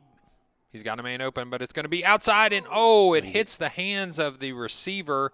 That's number 18, and because we have an updated roster, we know that's Matthew Pohl now, 6'2", 185 pounds. Yeah, how about that? So a freshman coming from Massachusetts. Yeah, unfortunately, I think even if he caught it, he was already out of bounds, but it was almost a great catch coming. So catch just out of the hands of Pohl, and Coach had mentioned him actually in my conversation this week, which is Matt Pohl. He's coming in with quite a few receptions and quite a few yards, 3 touchdowns as well to his name. Had a couple 100-plus games as well. So the punt, a little bit shorter this time. Yeah. It's not going to make it across midfield. It's actually going backwards, so they're going to stop the Pioneers are going to stop that from going any further back. Yeah, it hit it to 45 and actually rolled back to the 43-yard line. Well, that was the first one he actually kicked straight on. The others, he always ran to his right and sort of soccer kicked it from the side. Right. This one, he actually kicked it straight up and didn't go very far, but, he got it in the air and didn't have a return. I don't think they're wanting a return, and there was no return on that, that's for sure. But shout out to Nate and Jeremy McKenna of Sacred Heart, numbers 44 and 56 from Aunt Joe in Carlisle, Pennsylvania, getting a lot of appreciation. Sam Beckenstowe, where's he from, Rick? Ohio State. Garber in motion to Burton, but he stopped quickly. Keeps turning his feet. But it looked like he was going down, and then he's pushed forward. They're saying loose ball, but I think it was after. Oh, they are saying Sacred Heart's got the ball. And a change of possession. Quick change comes for the Pioneers. So is that the spark they need to start their comeback? 34-3 is your score with 12:56 left in the third quarter. A shout out to Tyler Beckman from Westchester, Ohio. Shout out again to Ricky Lionhood. So we get a lot of love to Mr. Lionhood. I didn't see the number, but the defender that went in with his hand to the, went in, and I think he knocked it loose. Yes.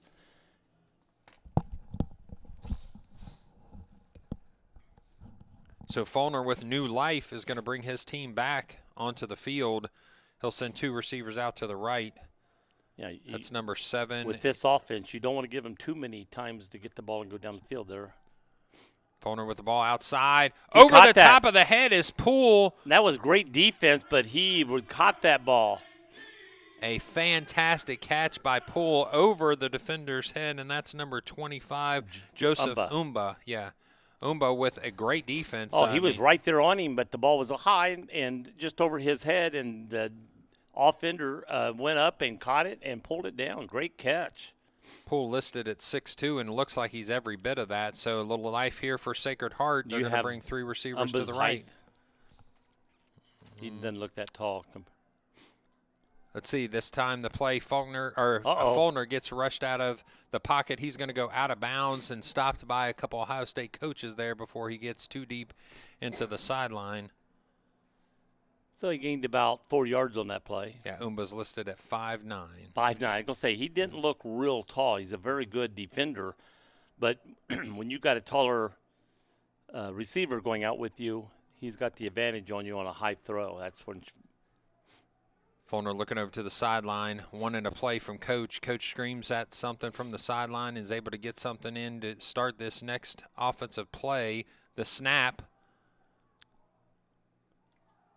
The ball bounces off. I think 2 offensive players actually ran in together at the same time as the defender was there too, but two players were reaching for that ball, and that's usually not what a coach wants. So you never want to put 2 receivers in the same area. So I think somebody ran the wrong route right there. Tegan Jeremy's nephew would like the High State player just went back down. So we'll give him a chance to take a timeout, and that'll let us catch up on a few of the shout-outs here. It looks like an Ohio State defender is down right now. Tegan Jeremy's nephew would like to shout him out as number 40 on Sacred Heart side from Massachusetts, New Bedford. We're getting a lot of information watching from New Albany. Wanted to shout out number 3, Tyler Beckman, and how proud we are of his family. We're watching from New Albany, they said yes, right. And it's all from the family. They're proud of Mr. Beckman. So we want to send a shout-out to our Buckeye number 44, Nick Carbucia. Carbucia, there you go. Parents watching in Sonoy, Georgia, and grandparents watching in New Richmond, Ohio. We know New Richmond, don't we, Joe? Yes. Absolutely. Go Reagan. Down on the river. Happy Thanksgiving to all from the little family in Danvers, Massachusetts. So the East Coast is being represented here by Sacred Heart. Special shout out to special teams, number 44, Nick Carbucia. Mom and Dad watching from Georgia and again from New Richmond. So back on the field of play is Fulner. He gets the shotgun snap, tries to set his feet, but two defenders are in his face immediately. The first one is number 14 for Ohio State. And Rittman, number 0. James Smith and Rittman are on him very quickly, and they're going to have to bring out the punting unit. I don't think they're going to go for a field goal this far out. No, I don't think so either. That would be impressive. Shout out to Jason Rittman from Cuyahoga Falls. It's going to be interesting to see if he runs to the right to kick sideways or if he's going to kick straight up this time. Sideways. Rick picks sideways. I say straight up. The snap, and as you said, straight forward. Ooh. But he got hit by his own man. Looks like he was blocked into the kicker, so that one's going to be down at the 10-yard line.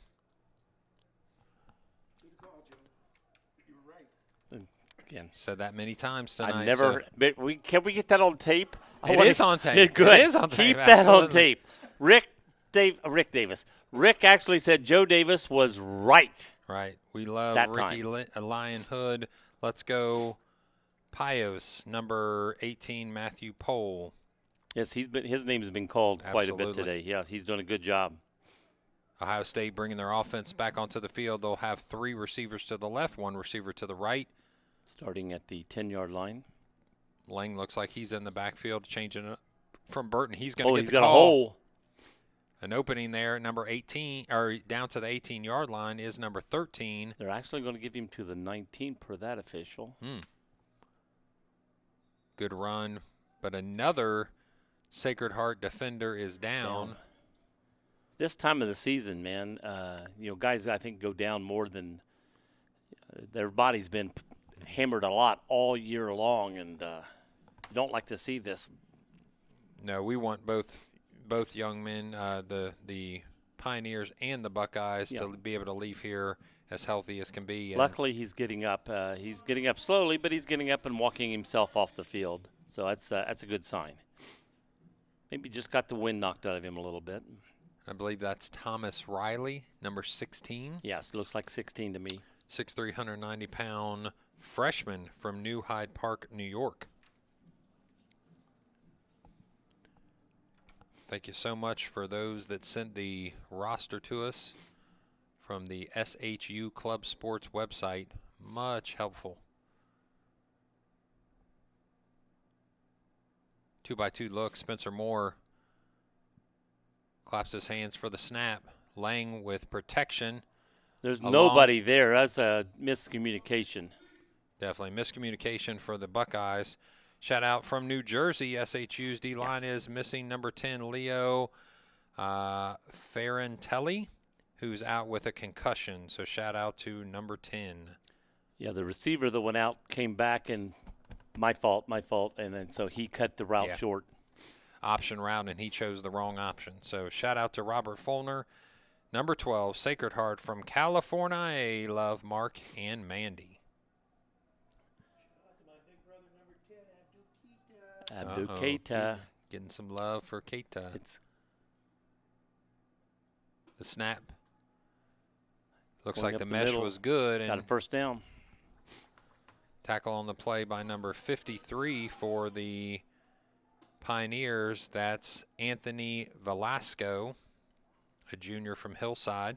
With Ohio State having 2 good running backs, they can keep their legs fresh. Yeah, absolutely. And you can tell, especially as this game's going to wear on, that's going to be a big deal because they want to run the ball and eat clock at this point. Right. And 10:30 is left in your third quarter.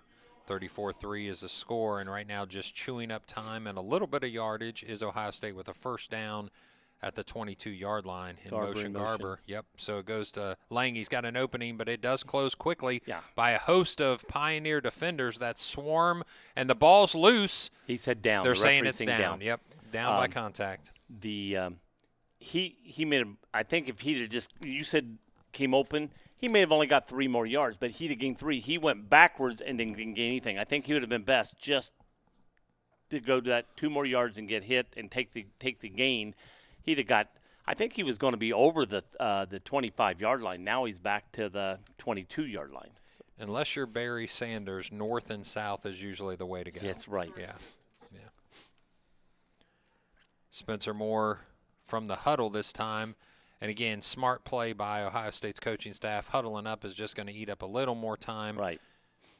As they're snapping the ball with 2 seconds left on the play clock, which is a perfect play. Big hit there. Big hit. Oh, and taken down. So he got up to the 25 and got hit quick. There was a big spot there when the pass was in the air. It was a big opening, but it filled up quickly with defense. That was Garber. It's going to be about 7. Maybe they gave him to the 26. They first marked him on the 25. Now they're marking the 26, so it's about 6 yards.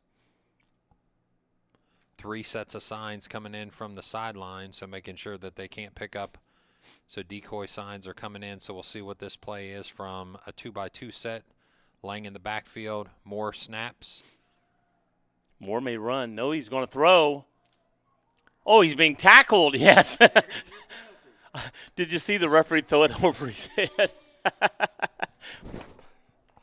It wasn't that hard of a call for the ref. No, on that particular play. He had his jersey grabbed, being pulled down before the ball got there, and I think the player was even like, I'm willing to take a penalty than to let a touchdown go here. Absolutely, and as a defensive back coach, you would tell your defender, if you're beat that deep, go ahead and pull him down, and we'll take the penalty instead of the touchdown. That was Riley. Sure, that's what happened. Because if he didn't grab him and he caught that pass, it was touchdown. So as they're setting this ball here, it's going to be, and they're going to wait for just a second as they're fixing the yard mark. Here comes the ball back into play. Oh, whoops! Bad pass. While we got a second here, sending a shout out from San Antonio, Texas, to our son, number 1 Pioneer, Connor Callahan. Hey, Connor. Appreciate you checking in. Spencer Moore gets set with plenty of protection. He's open. Garber, couldn't come down with it. Oh, and he went off the field and tripped himself up over there. Off to their sidelines, Garber jumps up, having possibly had a little hand injury there before, so he's able to shake that off and get back to the line of scrimmage. But 34-3 is your score, 8:36 left in the third quarter.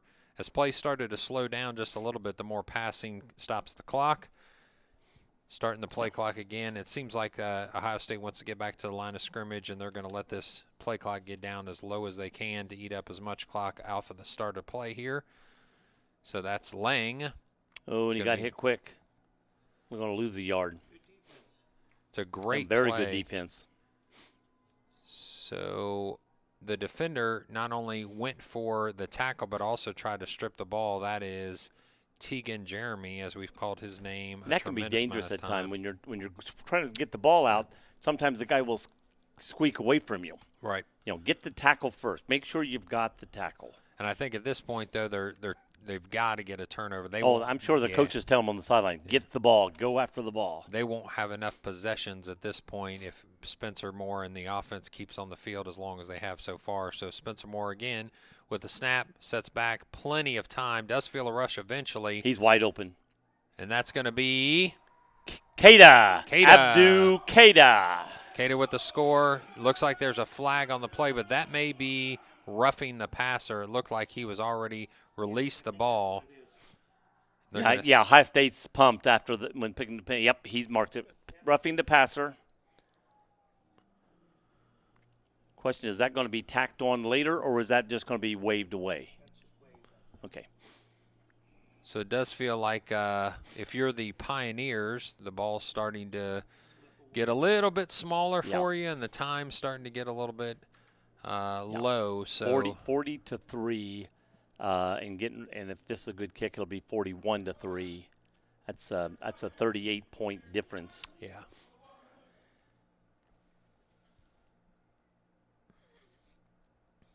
And the kick is up. Good. And it's good. I don't believe Coach Mike saw this coming. You know, No. I spoke to him earlier this week, very confident in what he thought Sacred Heart was bringing to the field, and we know that Sacred Heart is an excellent team that's taken out. He knew what Ohio State had, but they were undefeated. So I think he came in with a running clock. So we're going to be running clock up to this point. 41-3 is your score, and both coaches have agreed. And I think rightfully so. If I would have him coming in, I'm proud of my team. I know what we can do, and they do have a good offense. They can do it, but just unfortunately not been able to do it today. Just not their night. So No. shout out to Jeremy and Nate McKenna. You're slaying it out there. Say your friends at 86.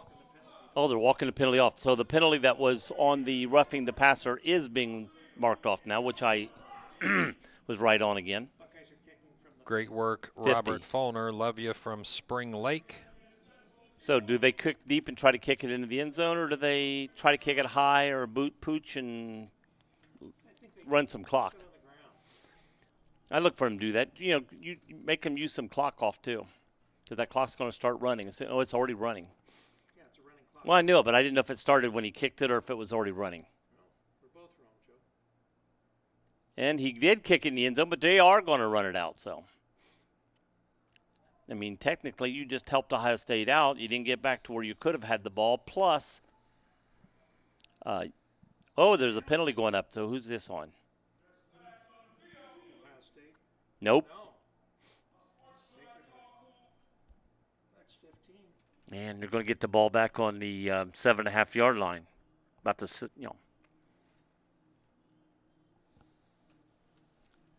I'm sure it's half the distance from the 15, so put the ball at the 7 or 8-yard line.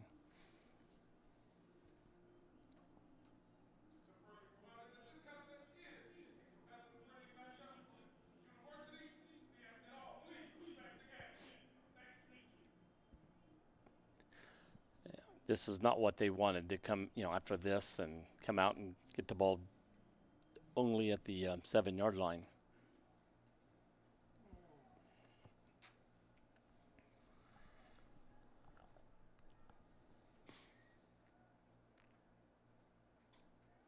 Robert Follner with a handoff, and Ohio State meets him immediately. And at this point, they need to stop that play before somebody gets hurt. So the line of scrimmage being pushed back by to the 5.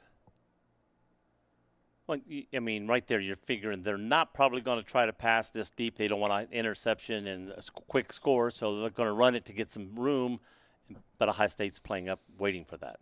Mm-hmm. Now the question is here: knowing they're going to be playing up, do you try to pass, get a quick first down?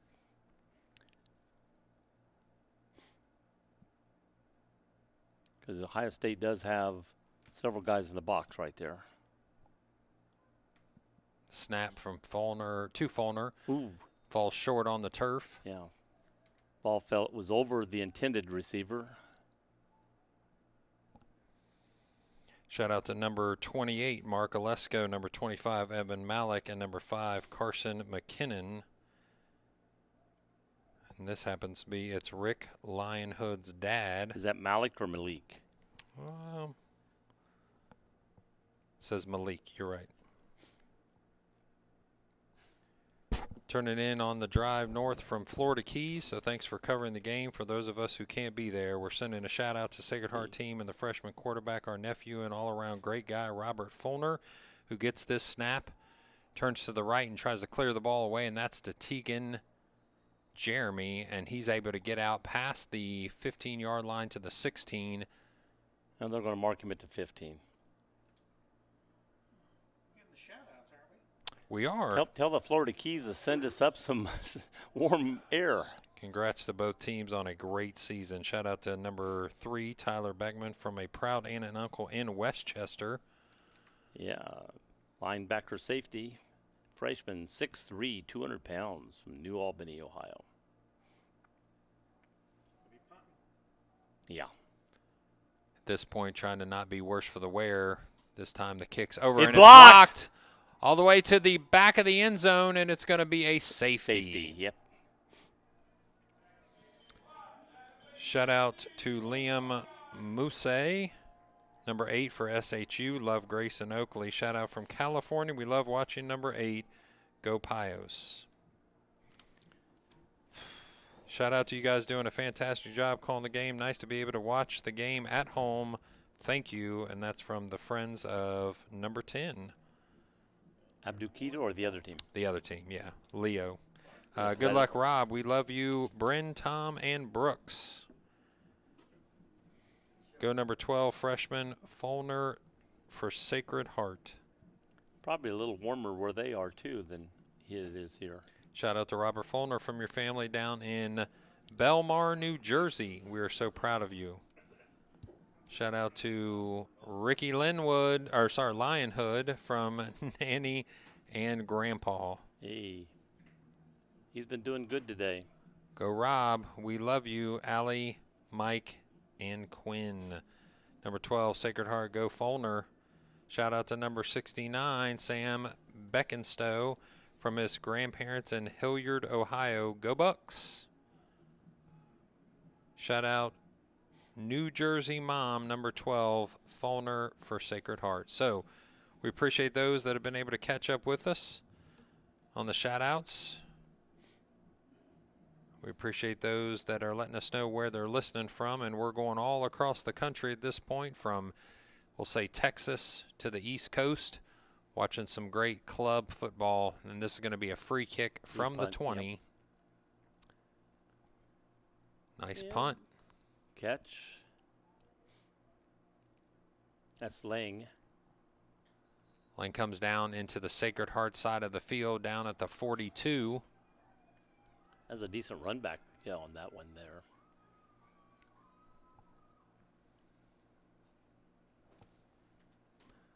Now the question may be for Coach Grega is, how smart is it for me to keep my starters in at this point? We want to make sure we're not getting anybody hurt. So we'll see. Spencer Moore does trot back on the field. 43-3 is your score. 1:50 left in the third quarter on a running clock. So we'll see if we can get this through. We thought the same thing last week, but he kept him in and pedaled the metal last week. So I guess he wants to keep the offense humming, as though looks like they're going to face the Central Georgia Technical College. And there's the ball batted down. What is that? I'm trying to see the number he's sideways. 53? 20? Yeah, 53. Yep. We've called his name a couple times. That's Anthony Velasco. Yes, Velasco. Yes, we have. Very good defensive play on that. So, again, unless a very unique situation were to occur, it looks like Ohio State's going to be moving on to a national championship with just one quarter of play left. 43-3 is your score. 1 minute down. Left in the third quarter. The snap and the give to Lang. He finds a space on the outside. He's able to break a tackle, but then is brought down by a Pioneer defender at the 29-yard line. One back here on the 20. Can you see his number? That's probably Tommy. He's holding his arm like when he went down. He hurt his arm or something. Tommy M is how he's been called in his shot out. So Tommy M with the free safety. Number 80, yeah. Yep. That was a good tackle, open field tackle. So at this point, Ohio State comes back to the line of scrimmage at the 29-yard line. 1st and 10. Moore calls for the ball, gives it to Lang again, but he's going to be met immediately. He's going to lose a yard. Looks like Pioneers are trying to call for the ball there, but it looks like it's going to be marked as 2nd down. Maybe 2. They lost 2 yards on that play. I thought they were giving him to the 30, and when he got pushed back, but they're going to put him at the 31.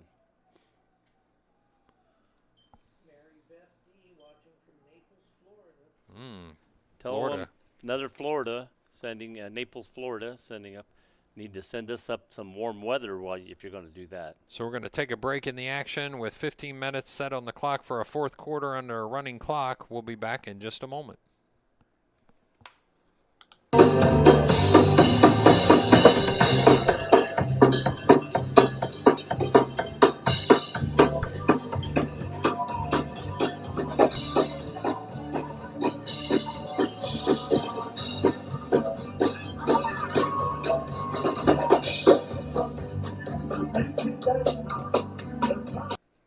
Discover the taste of Mexico at Fiesta Veracruz.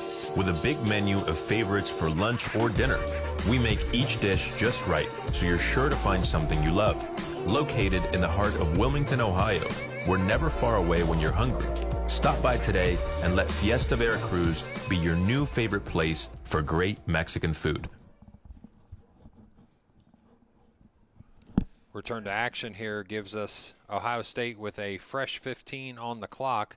43-3 is their score. This will be a running clock fourth quarter. So those that are trying to get back home and the Ohio State faithful should have an opportunity to get there a little sooner than later, and that's a drop pass by number 20, which is Don Hannon, a sophomore at 6'1", 163, all the way from Nebraska.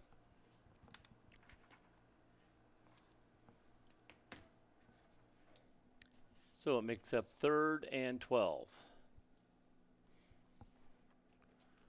Ohio State brings the offense back to the line of scrimmage, 3 to the right, 1 to the left. Lang in the backfield next to Moore. The snap is low. It's bobbled just a little bit. He sets his feet, finds an open green space, but closed down, and he tries to throw the ball. I don't know if they're going to call it. Yeah, I think it's an incomplete pass. He underhanded it, and that's considered a pass. Whether it got knocked out, that's one thing, but I think he literally kind of shoveled it. Yeah, it looked like he was trying to get it out of his hand. Another shutout to number 12, Fulner. And then also to number 72, Richard Redler from Proud Aunt and Uncle, watching in Vernon, Connecticut. Yeah, absolutely. East Coast has been representing all night. New Jersey, New York, Connecticut. We appreciate you all checking in to Campus Nation, Campus Nation Live. You can go to campusnation.com to see archive content. The snap goes to Moore, and they're going to stop that. Delay game. They wanted to use every single second. Unfortunately, they used one more too many. Yep.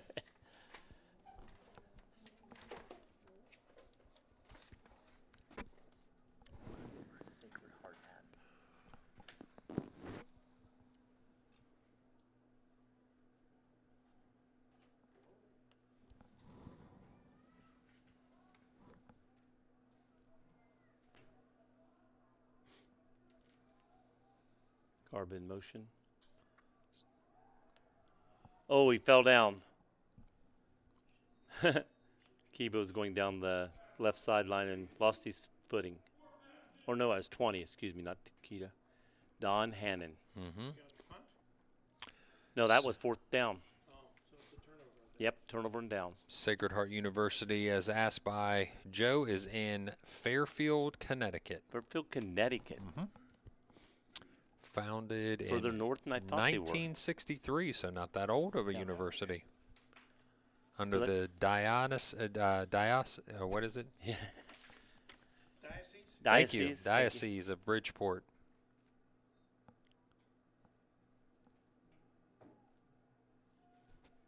Ooh, the average cost after student aid is $44,000. Ooh. Yeah, I'm telling you. So Fulner being rushed with all that money in his hand, hopefully, to give to the registrar when he gets back to class on next Monday. Got the ball to the 50-yard line for a nice first down there. Completed pass. Looking good while he's done it.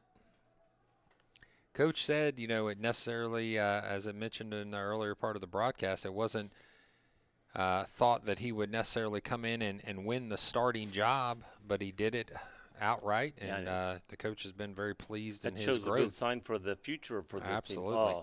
team. Off his hands. Off his hands. Is that number 4? I think it is. There's a flag over here. That's Kyle Vega. What's this flag here on the sideline? I don't know. The official right here, it would have to be offsides or something, as sideline judge called it. They're going to. Yeah, it is a flag. It'll be 5 yards. Somebody moved or something, illegal motion or something, because that's against the offense.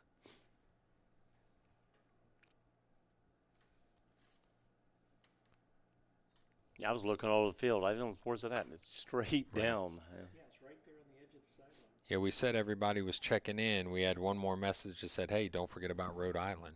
We're here Rhode too. Island, yes. Rhode Island's From up Warwick, Rhode Island. We're here. And hey, they're there. representing. They're a little bit powerful. So here we go. 2x2 is your set. Follner trying to get some offense moving and get maybe some points on the board before this game is over. Got the corner.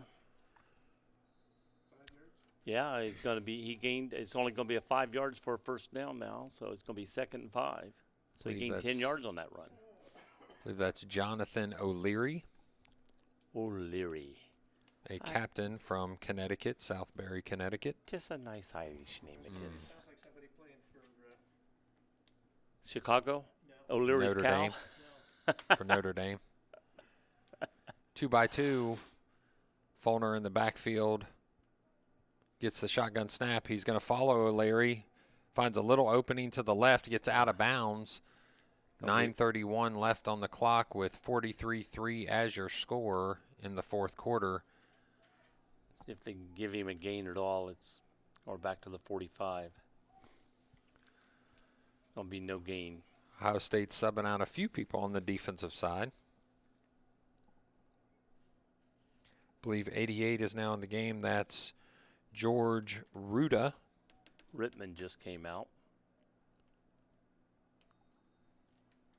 Looks like there's going to be a timeout called by Ohio State, so they don't like the setup that they had defensively, so they're going to take a moment to think about it. 43-3 is your score. 8:53 is going to be the reason for the stoppage of the clock because we are under running clock orders as of now.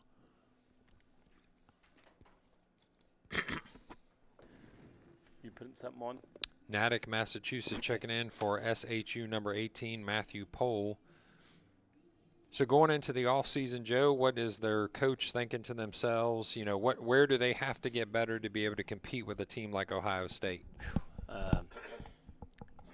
Their offense seems to be able to score, move the ball at times. I think, they got to work on the defense maybe to stop the big plays against them. Yeah, I talked to their coach about their defensive backfield, knowing that Ohio State was going to be a heavy pass team. He felt pretty confident in their defensive backfield, but there has been a couple breakdowns in coverage with Follner stepping back, a lot of pressure in his face. Ball's placed on a dime into the hands, but in and out of the hands of number 4. That's Vega. That's a fantastic pass. I'm telling you, this kid's got a nice arm. Especially, he had to get rid of it. One more second, and Ohio State was right on him. So to be under that pressure and to put it right where he needed to put it was excellent. Absolutely beautiful pass going outside the numbers and to the hands of the receiver, and that would have been a tough catch for any person. I tell you what, this guy's a freshman, so can you imagine how much better he's going to get for 4 more years or 5 more years? Here, absolutely, yeah. If he continues to progress, as the coach has been very proud that he's done up to this point in the year, this may be a name that if we continue to call club football over the next few years, you may be hearing about. Oops. Ooh, Smart good play, and good play. Fantastic play. Follner showing his intelligence, getting rid of the ball. It's kind of an underneath shovel. He may get a first down out of this. And that is a fantastic run. And unfortunately, Ohio State's going to, it's going to be a penalty on Ohio State for running the receiver out of bounds. That defender really had no reason to take him out of bounds and shove him to the ground. So getting a little too zealous, and take your win and don't do plays like that. And believe me, the coach does not like those type of plays. So Coach Greg is going to take out that defender and replace him with David Cooper, I believe, coming on to the defensive side of the ball. Stepping out of the game is number 22. Christian Wright as well coming into the game playing free safety. Number 22 is Gideon Fumba, a senior at 5'8", 160 from Roger Bacon. Cooper just came out. Now Cooper gets switched out as well. Marcellus is back in, we see. Marcellus McClellan. So they're going to sort out the penalty on the Sacred Heart sideline. From what I could see up here in the booth, it was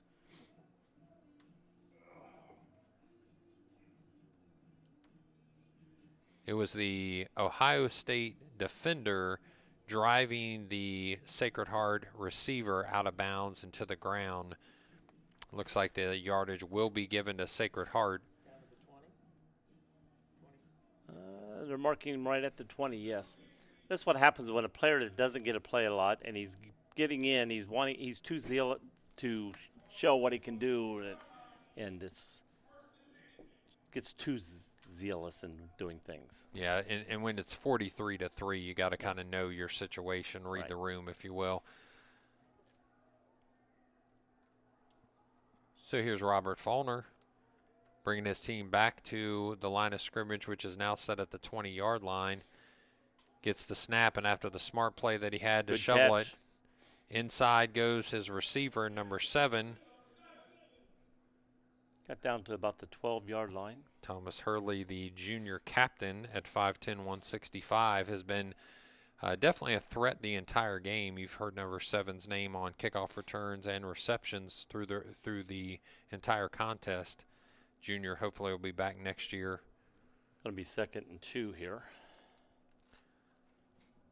So if you're Coach Grega, you don't want to give up any points late in the game. You also don't want to expend too much energy with your starters. If there were to be some injury this late in the game, you would feel like that's a waste. Well, the defensive coordinator does not want to give up a touchdown. You know, Definitely we went not. the whole game giving up 3 points. Okay, but we didn't give up a touchdown. That's he's got it on the 11. Is he going to make it in? Is Standing staying? Oh, there's a penalty. Looks like Hurley may be called for an illegal block. The reception was made by number 13, and a good run by number 13. yeah, it's Mason Mesbah, who after a couple catches early in the game we haven't heard from in these third and fourth quarters. So as they mark off that penalty, Sacred Heart is going to reset their offense.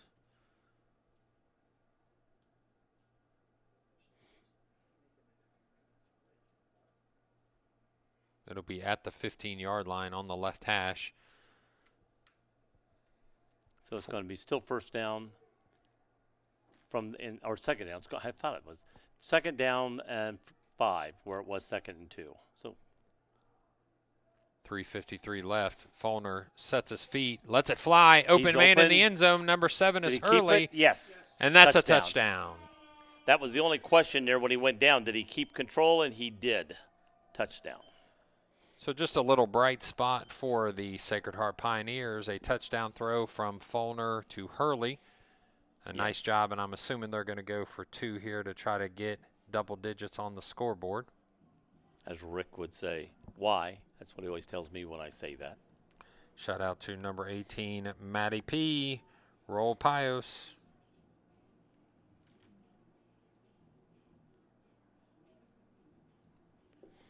Shout out to SHU Center, Richard Redler, 72 from Grandma and Grandpa in Ellington, Connecticut. Never give up. That's good. right. That's words to live by right there. Great words. Oh, Grandma and Grandpa, they got good words to live by. Okay. Can they get 2 more points here? That's the question. In motion. Sacred Heart sends one there. man. Oh, and almost picked off. That'll be a failed 2-point attempt by the Pioneers. If he'd have picked it off and ran the distance, that would have been 2 points the other way because they can do that. And as this game's starting to tick away with only 2.5 minutes left, 43-9 is your score. So I'm sure the Pioneers want to put a halt to any other scoring by Ohio State, and maybe, if they can with a running clock, get one more play off for a Hail Mary pass, depending on how quickly they can stop Ohio State or turn them over. So I think the referees are good enough to just say, let's let this one tick away. They're going to get it set up here in just a second. Kyle Vega is numero 4, is what the shout-out says. So send a shout-out to numero 4. Numero 4. Numero 4. I wonder if he's friends with David Arriba. Well, Arrive. Arrive. He's from Puerto Rico. I don't know if he's from. Yeah. If he may be from where that's the Spanish, and so that's why he wants the number 18. numero, not number. Yes. Number 18 has a nickname, I guess, of Maserati Matthew. So That's not like a car. yeah, it is. That happens to be my first name, too, so I can appreciate from one Matt to another.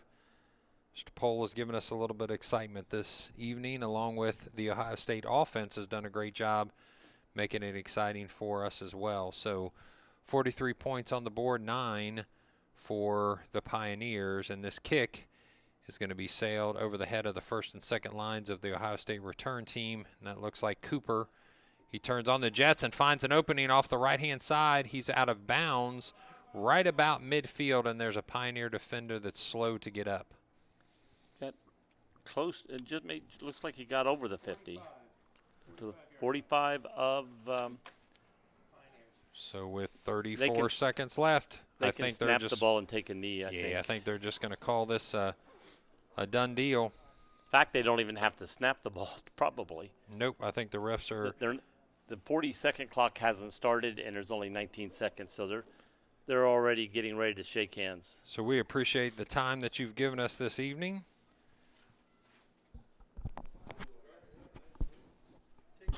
Oh, they are going to take a knee. And that's going to mean Ohio State is going to be in the national championship against Central Georgia Technical College. The question for producer Rick is there going to be any conversations after the game? Nope, no interviews this particular game. So we appreciate your time tonight.